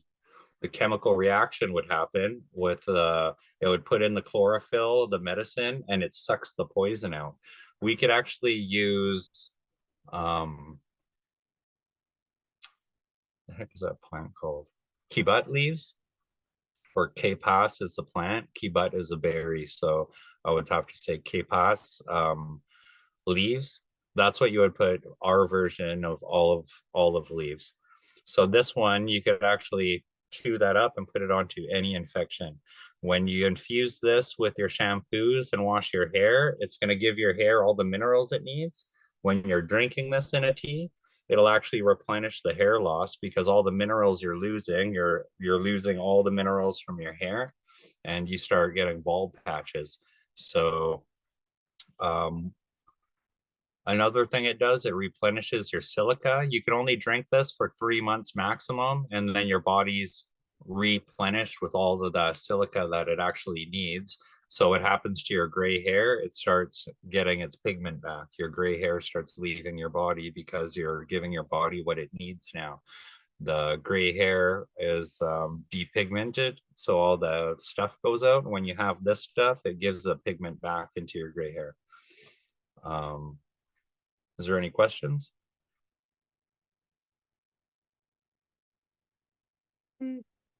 No, but there's someone made a comment. My grandpa's well water must be pretty good. He's 80 something and barely any gray hair. Yeah, yeah. I myself, when I go out to Soaring Spirits Camp, when I'm running my rediscovery, he has a well that goes right down into a big, basically runoff glacier. You could see the minerals in it, and it tastes like Kitlope water or Wahoo up in the Camano, like straight from the river. It's so good. It tastes like melted ice cubes in your mouth, like right from the wild. So that's what I know about horsetail. What's next? What do you guys want to learn about? Um, Oaksley? this might be a bit of a like, so I have an injury right now that I'm trying to heal, Yeah. and I was wondering if you had any recommendations for it. So I strained my wrist back in November. It was like 10 at night, and I was like getting ready to lead a workshop the next day, and I was like really frantic and stressed, and I went to lift something into the back of the vehicle and I strained my wrist and it hasn't healed. I thought, oh, it might be a deep bruise and it might like, but it's so I wear a brace at night and I do these exercises and I can't really do a whole lot without it hurting after a while. I guess it would be technically carpal tunnel or carpal tunnel. Yeah, I would use Duhua. Duhua would be the best. If you can't get into Duhua, I would use Devil's Club. You boil the Devil's Club, put it into the water, and then you grab a cloth and you put it on there, a nice warm cloth. If you can't, we'll tighten it right back up and it'll actually loosen those places. The best one, though, honestly, is Duhua. You get that pain for pleasure. One thing I forgot about Duhua, it's full of serotonin. So when you're injecting yourself, you get a big burst of serotonin, and that's like the pleasure hormones in your brain, hey, firing off. So it'll almost immediately fix that Duhua. So where you are right now, what's the weather like? Are you getting any green sprouts yet? Just about. The cottonwood buds just came like last week, but Okay, so yeah, cottonwood, actually, you would be able to take those buds. That's what I know about it, is just this little bit and use it for the same purpose. Crush up those buds, put it on like the poultice, and that will help out. Someone made another comment. Chris said, Hey, Sina. on current. So this is our wild gray currant. Each one of these pins is a representation of our village, and you could actually go here and get each one of these. This is how rich we are, and we don't even remember. When we separate from the land so much, we forget that we can go out and grab these. So the Aesina is many berries. If you look at it, it's clusters, and that's not actually the color of the berry. It's a dark blue berry. This is a gray powder on the outside, and that's why they called it gray currant berry in the English language. So the gray currant berry, this would be for your insides. It cleans out your insides, cleans out your kidneys, helps your liver. When you're looking at the plant, this is just the berry, but in the background, you can see this branch here. You peel the outer layer off, just like you would the devil's club, and they would expose a green inner bark. That green inner bark is for rapid healing. So I'm just going to close this down again for a second. What the rapid healing does, if you take some of that bark, you chew it up, it tastes exactly like the berry. Like that chemical in it is so pungent. It almost, I think that and hairy berries, they get their name from cat piss because it smells gross, eh?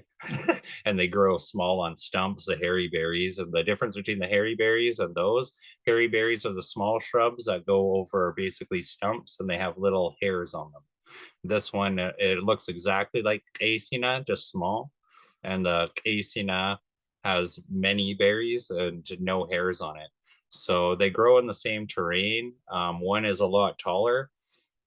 And then when you scrape off the bark, you'll get the same inner bark as the devil's club. then what happens is you're able to chew it up. If you had a gash on you, you'd be able to put it on as a poultice. It'll rapidly heal that. Like it rapidly heals your epidermis, your skin. So scabs, any kind of scrapes, cuts, infections on that. You would not use that if it cut down into the flesh. So if your fat layer, you have one layer on your skin, this layer is your fat layer.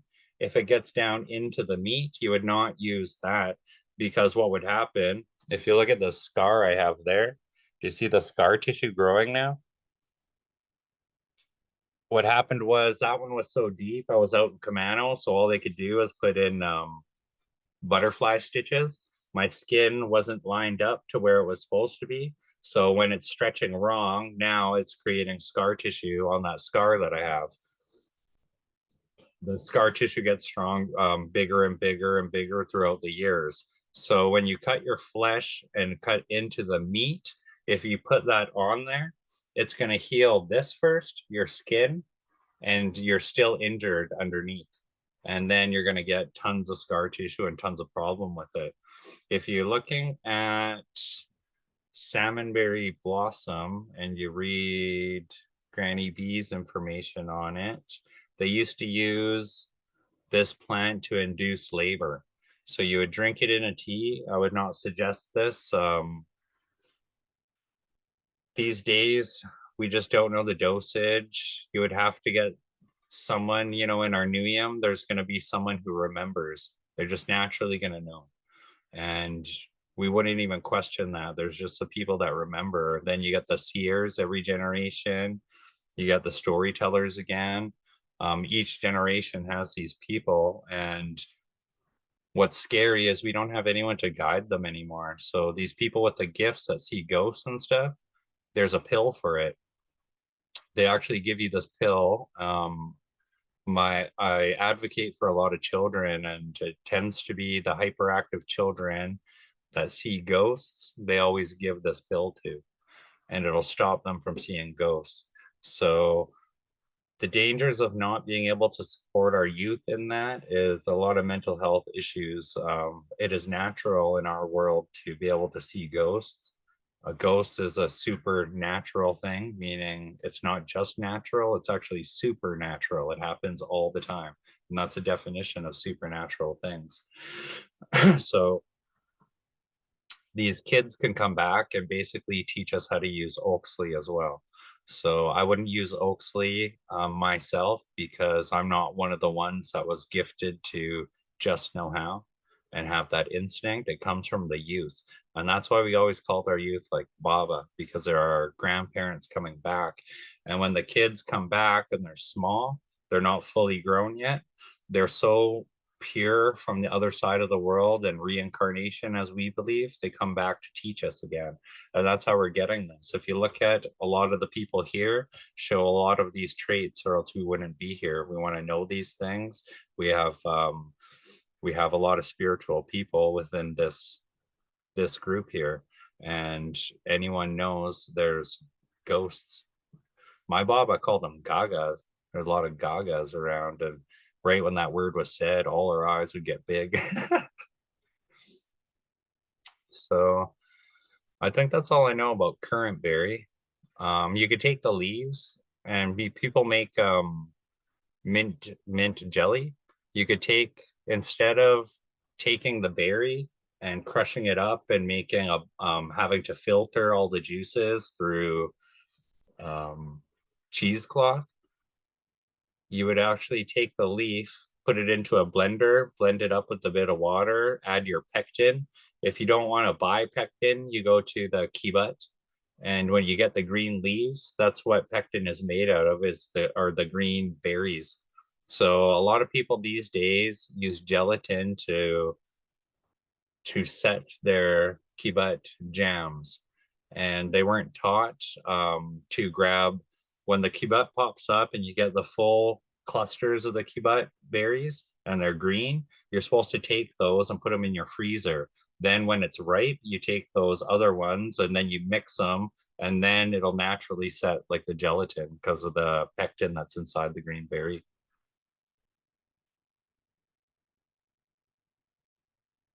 Is there any questions?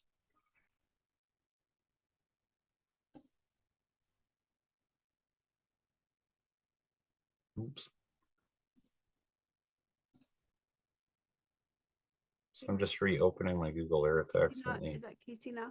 Casina root was used to help women who were having trouble giving birth as a muscle relaxant. Yeah, but that's what I was just talking about, is that it it stimulates the birth process, and depending on what stage, you would have to be a midwife. Like if you weren't trained in birth delivery and stuff like that, you might induce the baby to be born when the body isn't fully ready. So again, with a little bit of knowledge, you could do a lot of damage. That is factual, what you said, it is factual. I just wanted to touch base on the safety parts of it. And one thing I forgot about the casing of the bark, it's used to help girls with their menses, their moon cycle. So when their lining is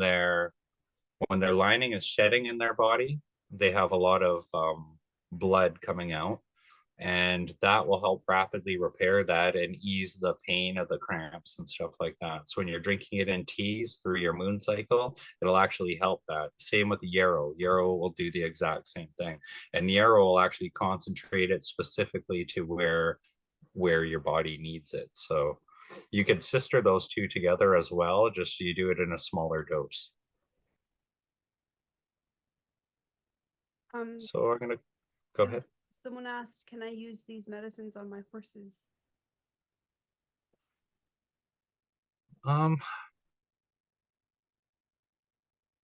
That's an interesting question, because I get calls all the time about animals. So my buddy was going to take his dog, it was a pit bull. He ripped his toenail, and his toenail, you could see it bleed up inside his toenail, and it was raw. And he called me because he knows that I live in this world. And he said, is there anything you could do for my dog? He's in lots of pain, this and that. And I was like, yeah, for sure. Hold on. So I went to get some balsam. I'm just going to go grab my balsam bark.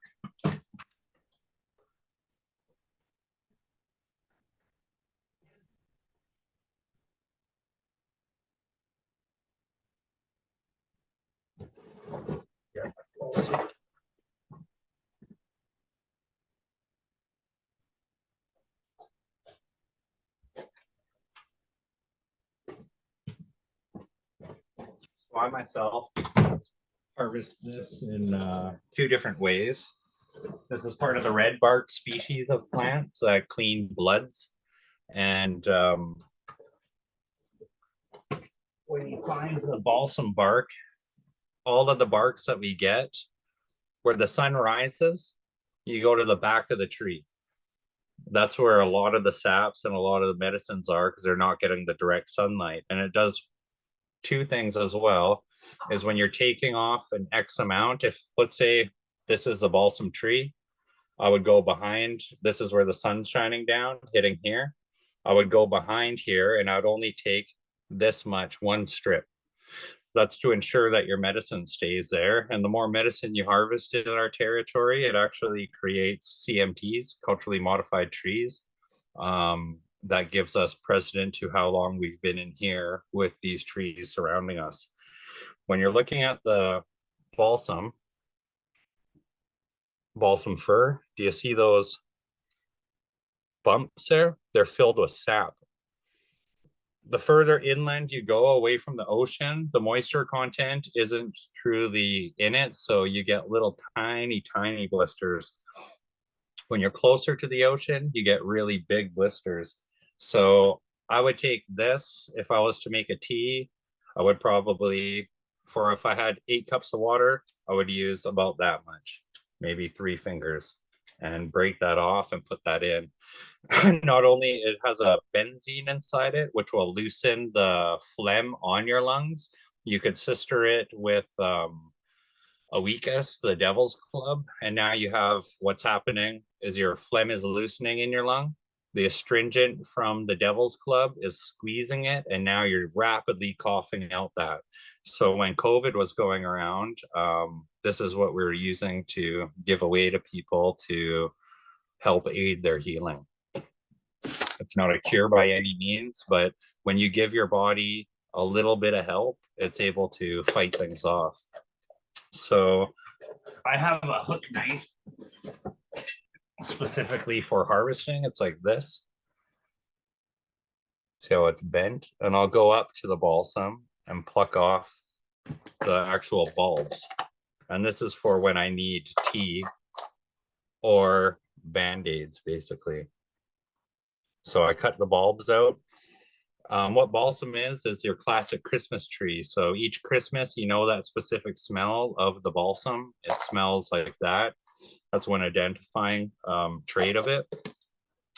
When you pop this blister, I'm just going to explain a story first because it attaches to this. So let's say my grandma, she was cutting halibut. She put her knife down and then she picked it back up and she didn't realize it was like the sharp end was here. She went to cut and used the back end of her knife and she slit her finger really, really good. Not only was it halibut slime on there, so you're worried about fish poisoning, you're worried about general infection because it's such a deep cut. If you hit a tendon, the way they have to disinfect that is actually open it up and scrape your tendon when they get infected. So we called the health department and they said, we'll be up there in 2 days. And I was like, she's bleeding right now. And she was like, don't worry, I got polysporin. And she went to grab a Band-Aid and she could put the polysporin. I was like, no, Grams, hold on. I knew that she had a balsam tree out back. I went and I popped a couple of the blisters and I put them into a spoon. Then when I took that, I went to her cut and I placed it on the cut and then I put a Band-Aid on it. It sucks out infections really, really good. Balsam you can harvest year round. That's one of the plants, one of the barks you can. And when it's requested of you, it's basically an agreement that you make as a medicine person to get the person the medicine they need. So that was a really great question. Thank you. So we put the Band-Aid on. 2 days later, the health department showed up and they took the Band-Aid off and she was fully healed. There was no cut. And it was a deep, deep cut. And the lady was just dumbfounded on how it could heal so fast. So when you get these days, as the climate change is happening, there's no such thing as global warming. It's climate change. The climate's always getting cold and hot, cold and hot. That's just a natural Earth cycle. Global warming is a way to tax everybody with carbon taxes and stuff like that. So I forgot what I was going to say. Oh, as the world's getting warmer, when I was younger, you would get horsefly bites. You'd be able to get black flies that would bite you. But these days, as the climate's getting warmer, for some reason, when you get some of those black fly bites, it gets really big and really, really hot. We were at rediscovery training, and one of my friends got bit here. And that's what I did. I actually used a different plant. It's plantain. I'll show you that next. But it was able to suck the heat away and it was able to reduce the swelling. She looked like she was punched by Mike Tyson. And within, I think it was 20 minutes, her eye was fully open. So that happened to my boy too. He got bit here and his whole eye, it looked like it was bruised and everything. And I asked him what happened and then I inspected it and I found the big bug bite. So I actually used coconut oil just to reduce the stickiness of it. It's super, super sticky. And then I mixed it into the spoon and then I applied it on the affected area. 20 minutes later, it was like he was never bit. So you see people going to the emergency room for these bites these days and they're getting shots of Benadryl. So what that tells me is Benadryl is an antihistamine. Typically, what do we know about antihistamines after this? You can go get Juhua, boil it down, but that's not in a direct application. That's an ingestion, and it's going to take a heck of a lot longer for the purpose that you need it for. Whereas this will actually suck that out.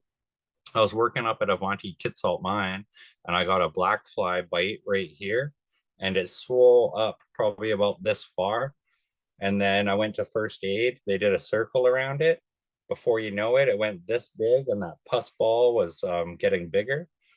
And they had to sit there and monitor me. They put a pen around it and they said, if it grows any bigger, we're going to fly you out. That's pretty bad. And I was laughing because I'm thinking, I was like, okay, can I go for a quick walk? And they're like, for what? And I was like, I got to go get my ancestral medicines. And they're like, what do you use? And I was like, come, I'll show you. I need an escort anyways if I'm injured. So they came up. I went to the balsam tree, put it on, put it all around the red swollen spot. And then before you know it, it was about 20 minutes later, I went like this and it just squirted out the whole infection. It just went, and my skin split and it went squirt out, and there was no redness around. And everybody, all the first aid attendants there were like, whoa, what did you use? What did you use? And I told them our ancestral medicines. So that's how powerful this one is when you're ingesting it for a lot of different purposes, like those pitches go in and they fix your body in a whole. So like Asian medicine, we can't fix that one part. We have to fix everything. And it's part of your, what they refer to as chi. We would refer to it as maybe our life force or something like that. So that's balsam. This one, aquadalis. Aquadalis is alder. Do you guys see the redness in there? It's part of the red bark family. What do you think the closest relative to this is? You guys know it in baking. You guys love it in baking, and you love it with buns. Is there any guesses? The closest relative to this red bark. Cinnamon. So if you don't have access to this, you would use cinnamon, and it's the closest relative to the red bark. Now this is going to clean your blood out, part of the red bark species. You would get this one in the spring. There's a time in the spring where there's a layer of moisture that goes in. And my Baba Cecil said at that time of year, it's God's gift to us. The plants are gifting this bark to us. So I'm going to show you my tool I use.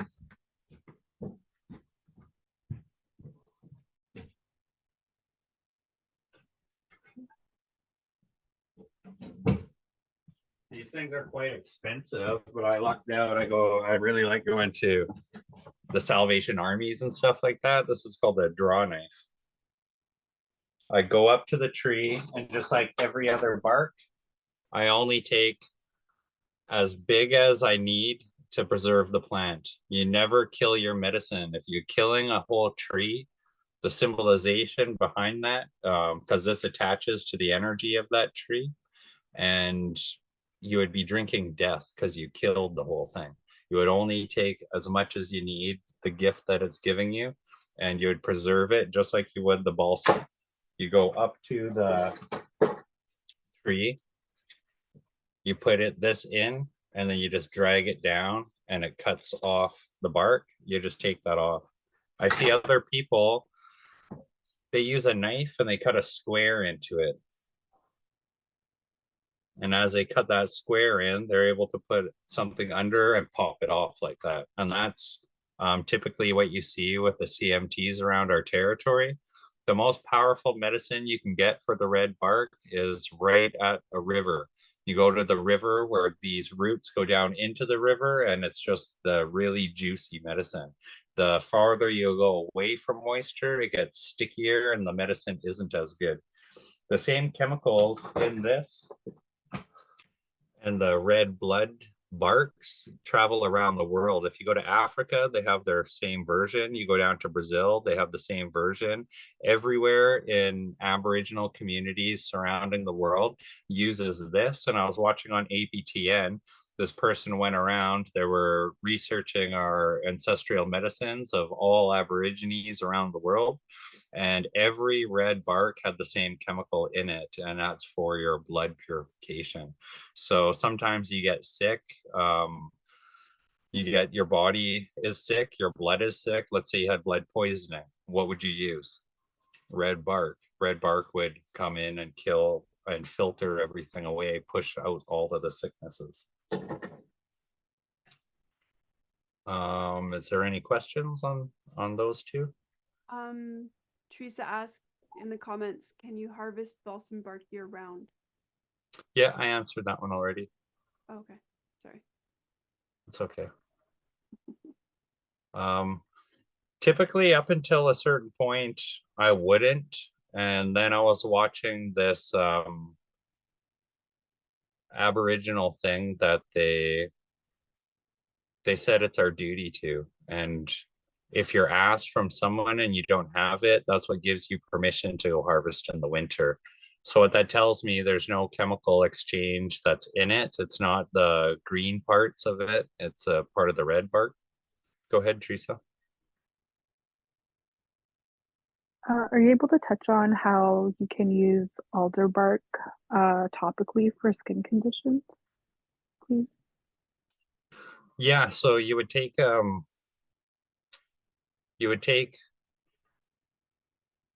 basically as much as you want. There's no harm in going overboard with it. You take a pot, put as much alder bark in there as you can, and then you would bath in it.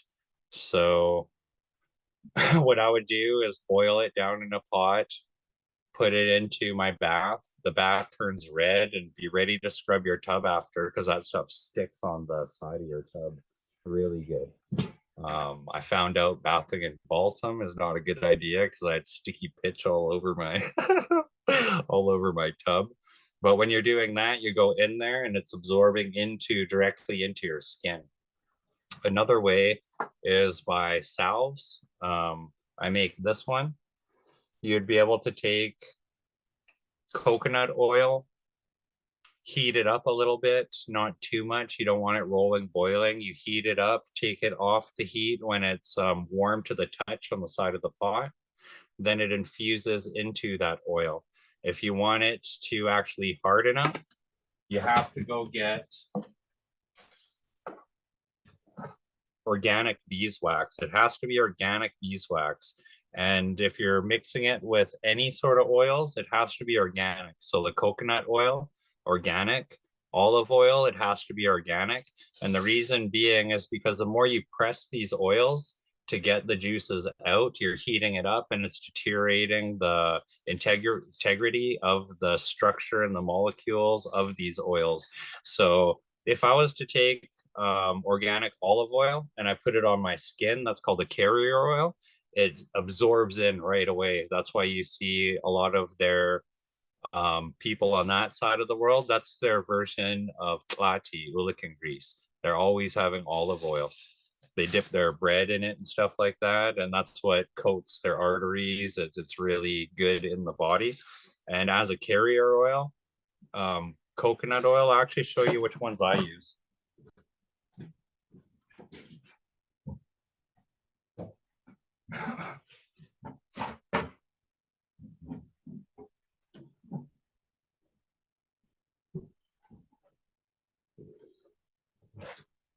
I got a whole pile of medicine here now. So this one's a really good one, a good brand for the olive oil. Extra virgin olive oil is pressed once, so it's the most pure oil you could have. Anyone that tried olive oil and didn't like the taste of it, that was deteriorated olive oil, probably triple pressed and heated. You only want to heat it once. Otherwise, that olive flavor is really going to come out.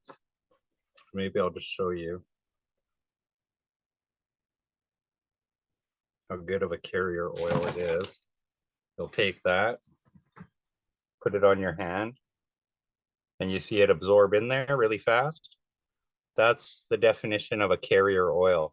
So when you're infusing anything with that, plantain is a good one for skin conditions. It'll soothe over anything. And you don't want to be adding any sort of perfumes into it because the perfumes are irritants. If you're using cheap beeswax, it's going to be an irritant. The beeswax, you just kind of shave a bit of off. You put it in there and it makes it solidify a bit better. The coconut oil, you could actually take this stuff, heat it up, and then just if you didn't want to heat your stuff, You would bust up all of this bark. You would push it right down in there, and you have to fully cover it. You don't want a piece exposed coming out of the oil like that.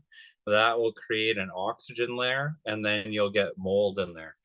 The scary part about that is when you're getting the types of mold in there, it'll create botulism.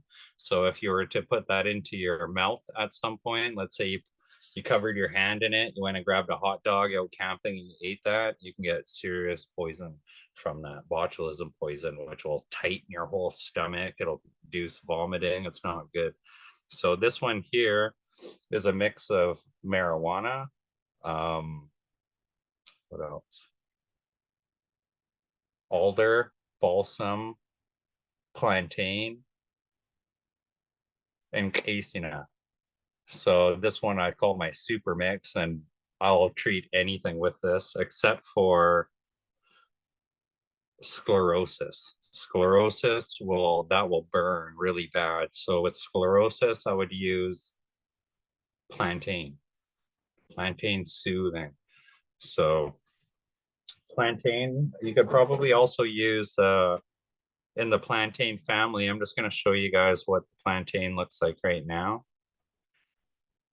It was not introduced here. They call it white man's foot because when the white man came, it traveled everywhere their feet touched.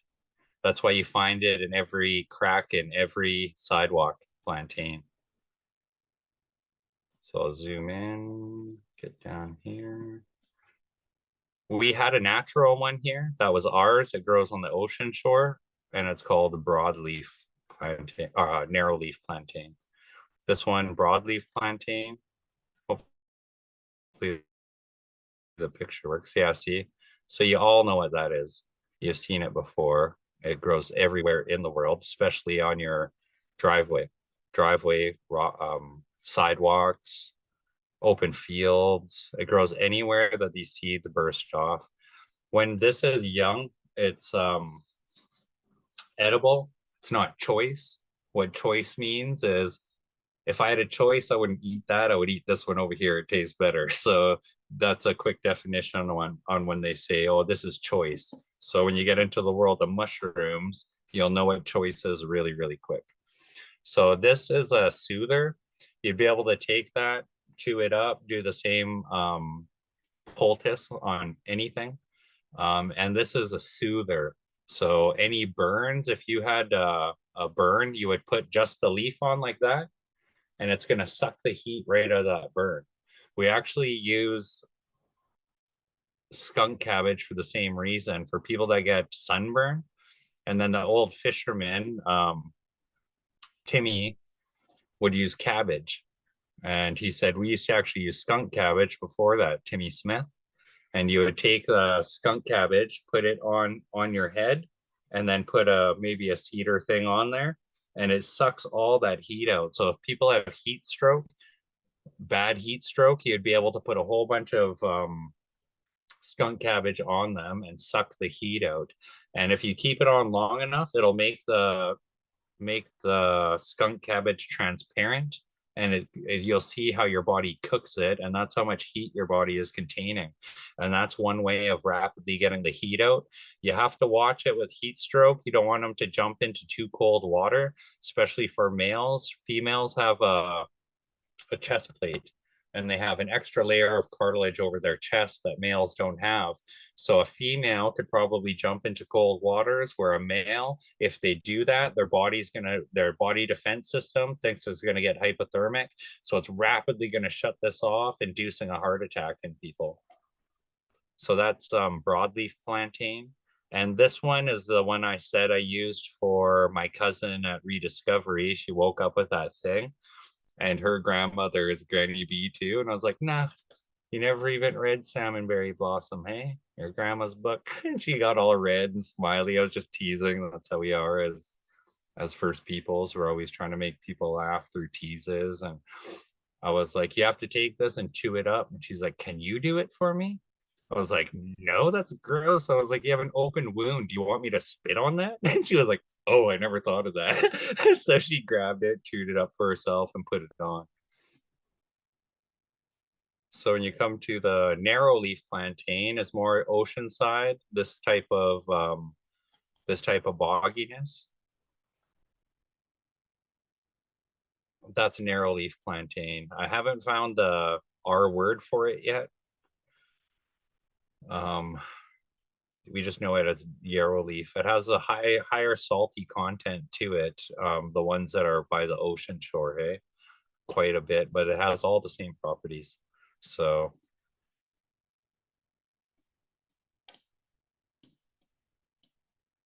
what else do we have? Yeah, so then there's the balsam fir, just so the people that need to. It's a classic Christmas tree. The further down you go and the bigger balsams you get, they can get pretty darn big. Like I've seen them pretty thick like that. And again, the closer to the ocean, you're going to have a lot of the blisters. The more inland you get, you might see a hint of a blister, but the bark will still have some sort of pitch in it. So I'll just close that. What else? Okay. Do you guys know we have wild rhubarb? Toxawali. Oh, this one's cow's parsnip. It's the one on the say right beside the pin. But this one has an irritant on it as well. You have to know how to pick this one. And this is our wild celery. So this is a good indication of there's a big warning on this one now. We have hogsweed that is invasive and it's coming in, and it has the same hairs, except I think the hogsweed has one big flower, and this one will have 3 flowers on it. So if you ever come across a plant like this that is double that size, if it touches you, it's okay that it touches you. It'll burn a little bit, but you have to cover it right away. It's photoactive, so once you put it into the sun, you'll get 3rd-degree burns, and it'll actually blister up. A few years ago in Kitimat, down at the giant spruce, there was 2 boys, and they were playing with these, and they're hollow in the inside, they're tubes, and they were using them like telescopes. Then when they went into the sun, those 2 boys had went blind, their eyes burned, hey? So they actually took care of that hogsweed that was down there. But you'll see this around, and typically where this environment is, it'll be the same environment. I've heard people say that you have to pick a male or female. Those are just other people's teachings, I think. I think you could pick all of them. I'm not 100% sure though. But the reason being is because the different compounds in the hairs, the older Heislas, when the Umsiwa came around, we still had our canoes, and the first gasoline engines were invented, and they wanted to show off. So they're coming around our canoes, whipping with their gasoline, making the ripples happen. And he thought it was really funny how fast he was and how slow we were. So he came into shore, and we're all eating that stuff. And he wanted to eat it. And the way they got him back was like, yeah, just go grab it and eat it. He ate it, and his lips swole up really big, and all the Heisels were laughing at him because he didn't know, he wasn't taught. So that's Pastem. Toxawali is this is our wild rhubarb. So at this stage, I wouldn't eat it. When it's down at the bottom a little bit more and really red on the stalk, you could eat that. Typically, you want to boil it down a little bit. The more you boil it down, the less what they call poisons. They're toxics. They just make you fart a lot. And with that, I think I'm going to take you guys right out to a story that we have. Where am I here? Right here.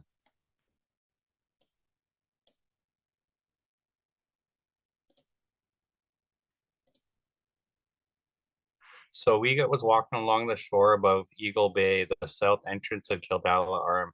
He had eaten Toxawali, wild rhubarb, and it had given him gas, agonizing gas. He finally delivered himself of a horrendous fart that, according to Samson Ross, went off like an atomic bomb.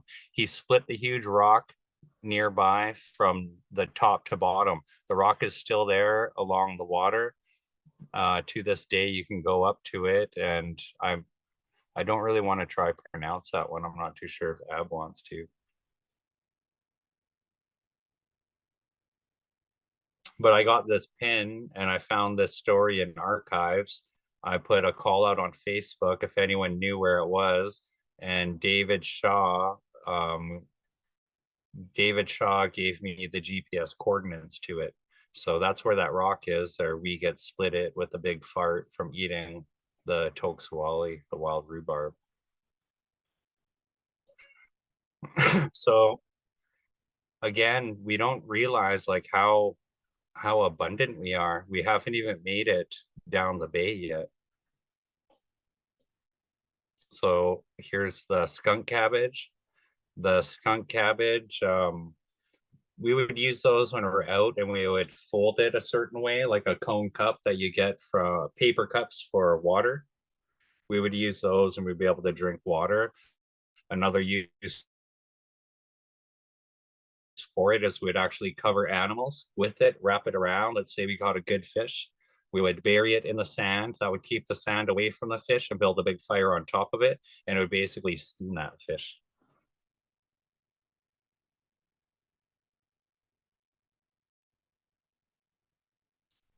Yeah, when they did the cow's parsnip, I was just reading Teresa's comment there. My baba would peel it first, so there would be no getting those hairs on your lips. Just like celery, it has that outer bark, you're able to pull it down. But the master one, my baba could take it and he would eat it a certain way, and his lips would never be affected by it. Would I try that? Heck no, I don't want big giant lips.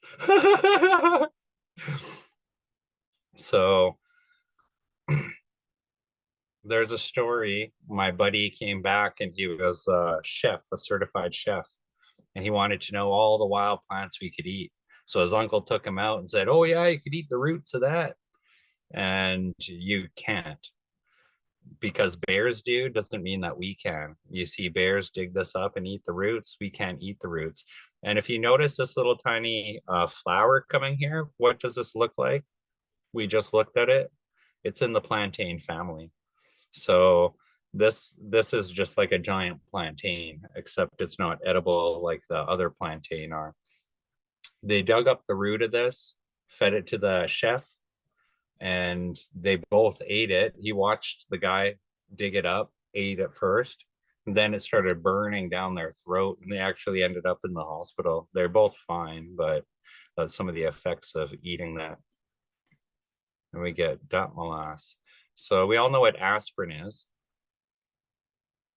A lot of people think cottonwood is where aspirin is derived from, but it's derived from the bark of the willow trees.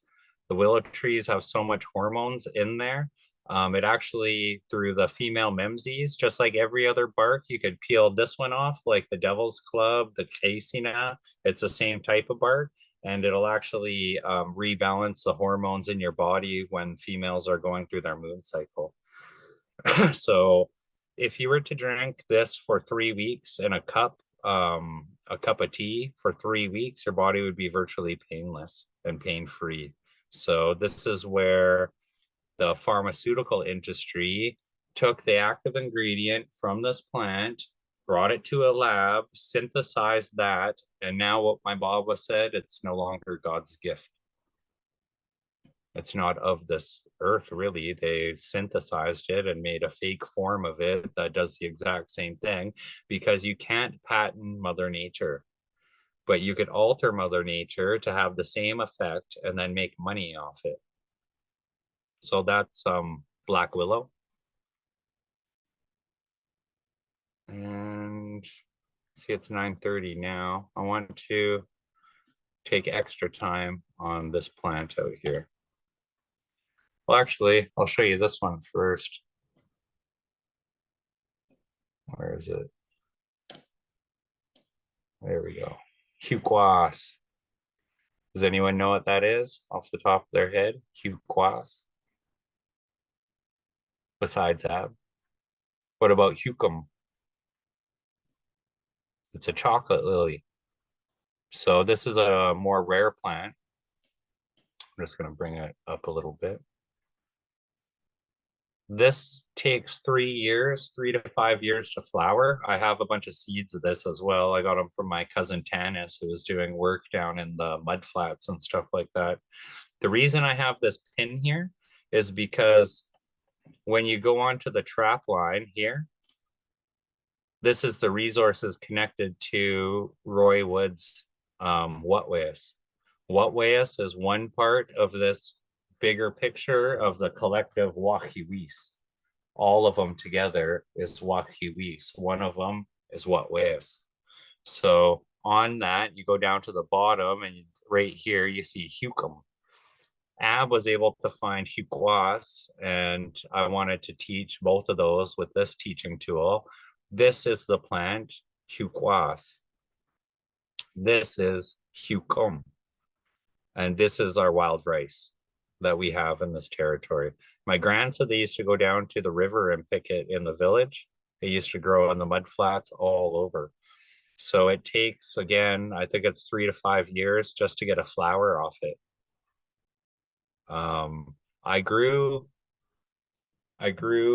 2 seasons. I transplanted this into my backyard. I had 2 seasons going, and it comes up to a ball like a little rattle.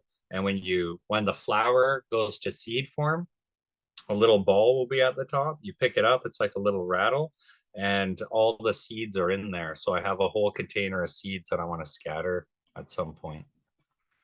When we come down to Vera's Whatwayas, you will see Oxley. You click on that, the Indian Hellebore. It shows you what that looks like. It should jump up bigger later on. There's a lot being processed in this interactive map. There's so many satellite. It gives you updated satellite up into the past 3 months. So 3 months ago to 4 months ago is when these images of this this place is being done. So Oxley, Indian Hellebore, or I've heard it called false Indian Hellebore, but that's what I know as Solomon seal. Solomon seal is another plant that we, through my relations in the Gitxan, we had a lady out there that showed us her way of burning away the evil spirits with their roots, and that was false Indian Hellebore, which I know as Solomon seal. So there's many names for that one plant. This one is Indian Hellebore. Yeah, there we go. So it looks like a corn. It comes up. These things are the seeds. They'll actually hang over at the top like that. And this is one of the most important shamanistic plants that we have. So they grow in family groups. And if I was to pick this patch here, the untrained eye would see 2 of them. There's probably 3 or 4. There's one here and there's one in the back here. I would take these 2 biggest ones. I wouldn't take the younger ones. The younger ones, we always keep the younger ones to grow.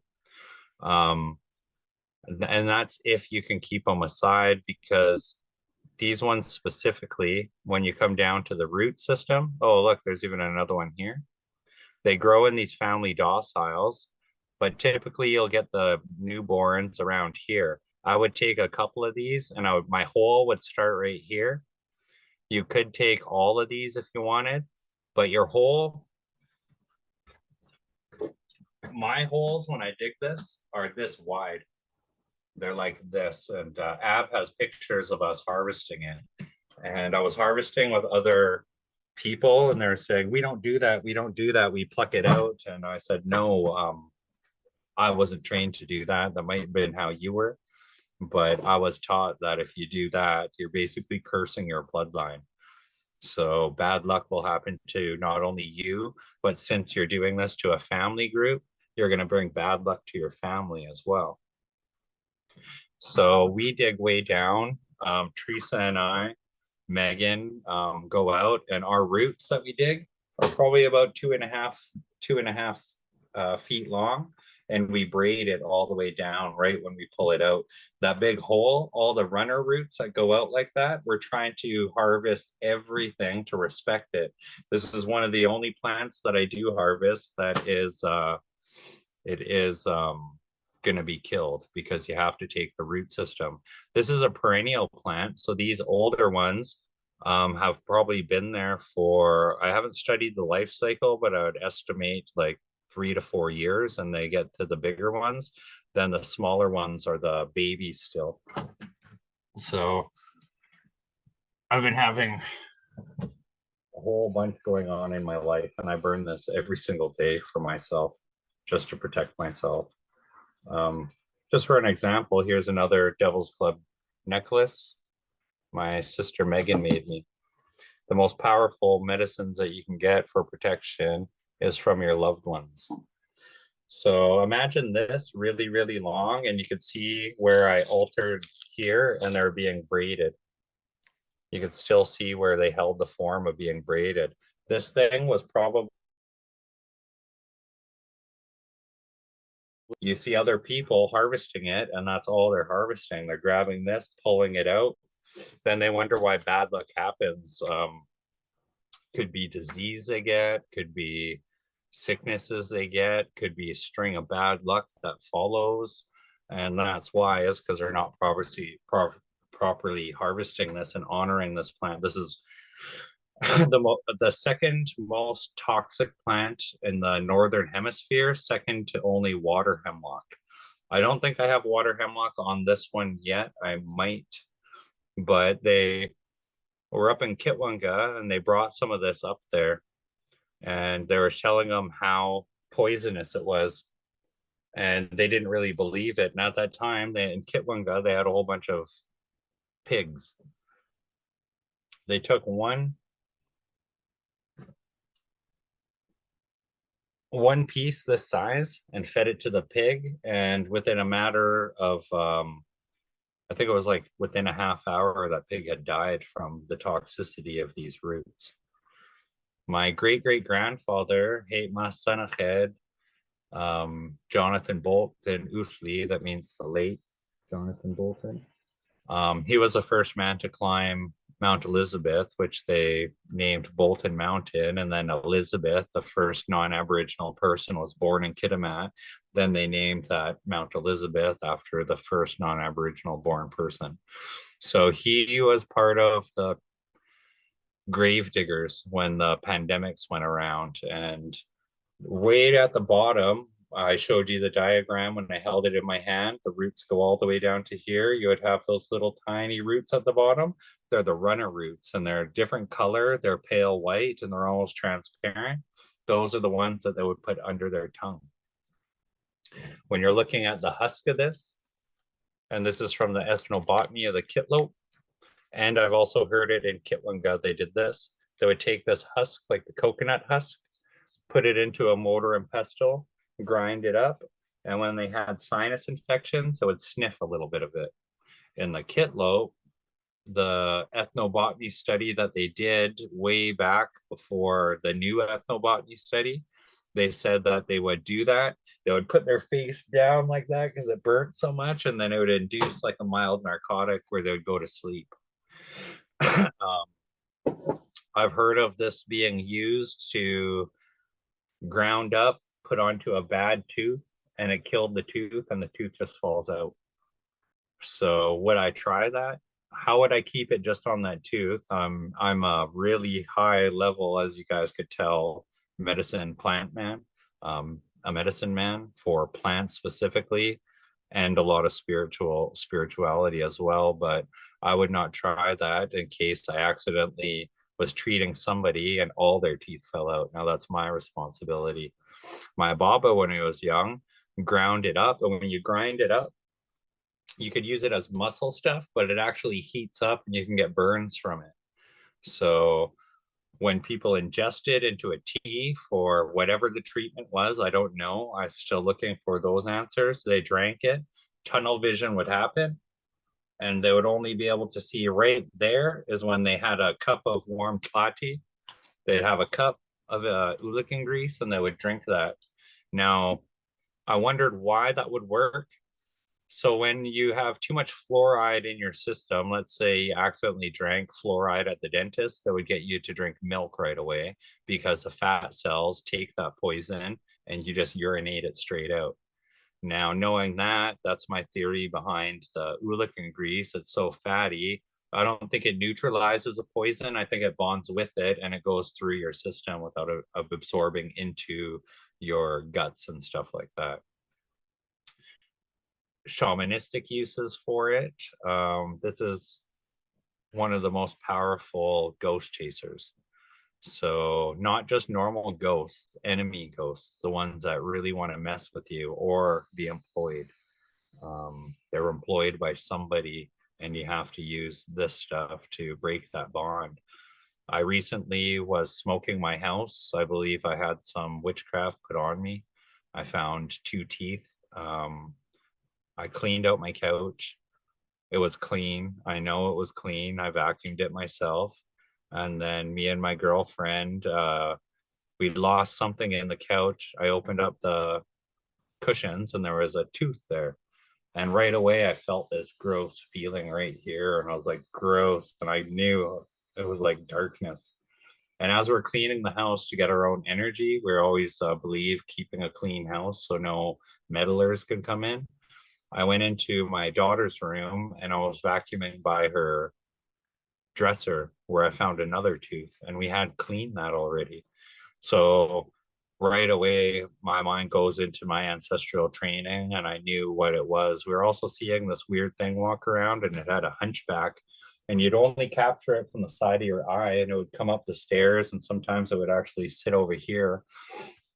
So what we did is put a whole bunch of those roots into my shell. We heated it up. What you have to do is open up every drawer, your medicine cabinet, everywhere a ghost could hide, your washing machine, every cupboard is open, your fridge is open, everything is open. And then you start downstairs, you smoke the whole downstairs, everything is open again, everywhere. And you get it into every crevice. Now, what I was told is a ghost can't live in that smoke. It's like choking them. It's giving them anxiety where they don't want to be around anymore, even if they're employed. So the more you billow the smoke in your house, that thing is scrambling. You might actually feel its anxiety like this right over your chest. And that's because it wants out of your house. Before you start, you have to have every window closed. So you're trapping it in. Once you bring it to every single room, you've got every nook and cranny under your couch, any closed boxes around, you have to open those up as well. Anywhere a feet could hide those types of ghosts. Then you let it billow for about 5 minutes. It'll actually basically cure asthma too, that really thick smoke. That and bronchitis. So you open your door and you have one exit for that ghost to leave, and that's how you banish those ghosts with this shamanistic plant. My baba grabbed a piece as a young boy and he ground up a piece like that to play a prank on his friend. His friend was sitting like that. My baba grabbed it and he said, I don't even know why I did it. And he laughed so hard, the old smokers laughed, like laughing away, but he put a piece of that on his head and it took all the pigment away. He had white hair in that one patch. So I'm just going to read Chris's comment here. A while ago, the late 80s, a teen was walking behind Don Stewart's home. There was an old lady that would walk to this path. He finally stopped and the old lady walked right through him. He ran home and his ground washed him raw with this root.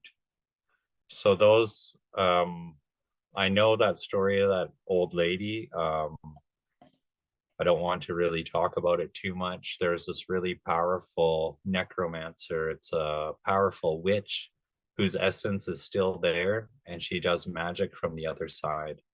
So she's still alive and she does that magic. The way the Heisels were able to take away her power was basically doing what I'm not supposed to be doing right now and talking about that. But there was a time in our village where you'd see this lady around or this little child, and it would be in the house all the time. They know where that person lives as well. So it attaches to another story, but I don't want to attract that type of atmosphere when you talk about those things. Basically, they look over.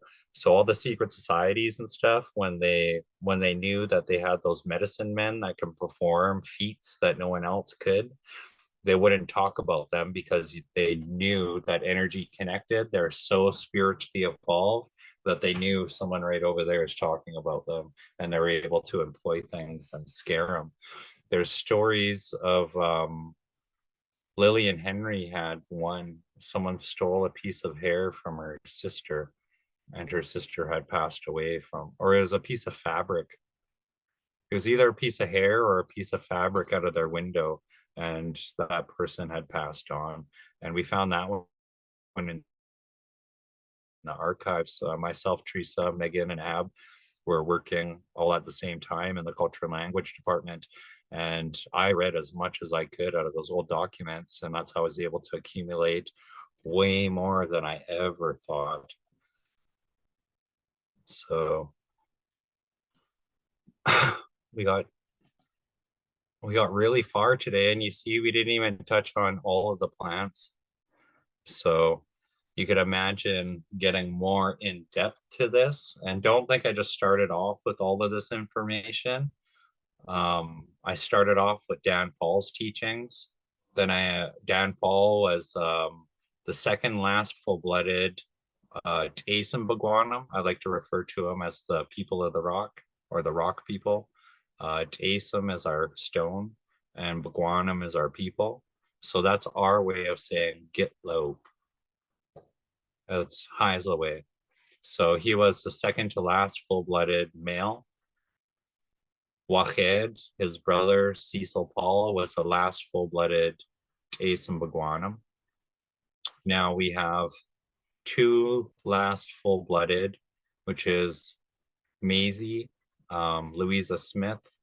I call her Maisie. It's like our pet name for her.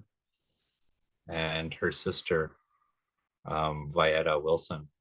So that represents the last of a purebred bloodline. So the people that have Asim Bagwanam blood have some of the rarest blood in the entire world. And what a feat when these last two move on.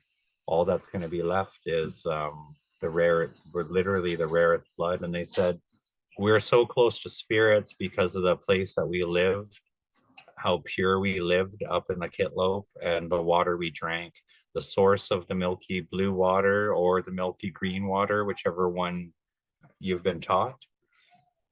I would suggest just go with the one that you were taught.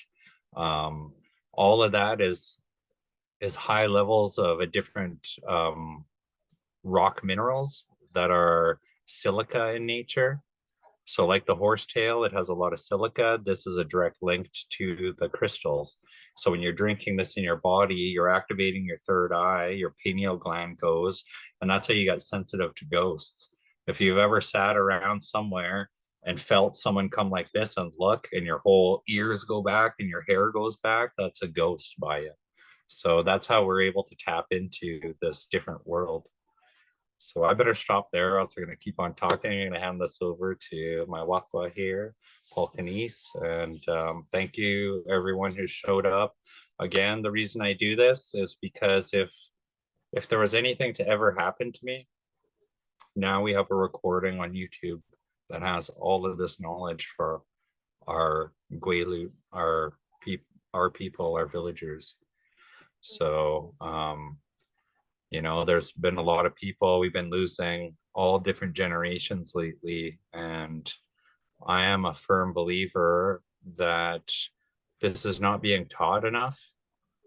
People are so busy with work, scrambling with the grind of the 9 to 5 to pay rent. And when do you have time to teach this?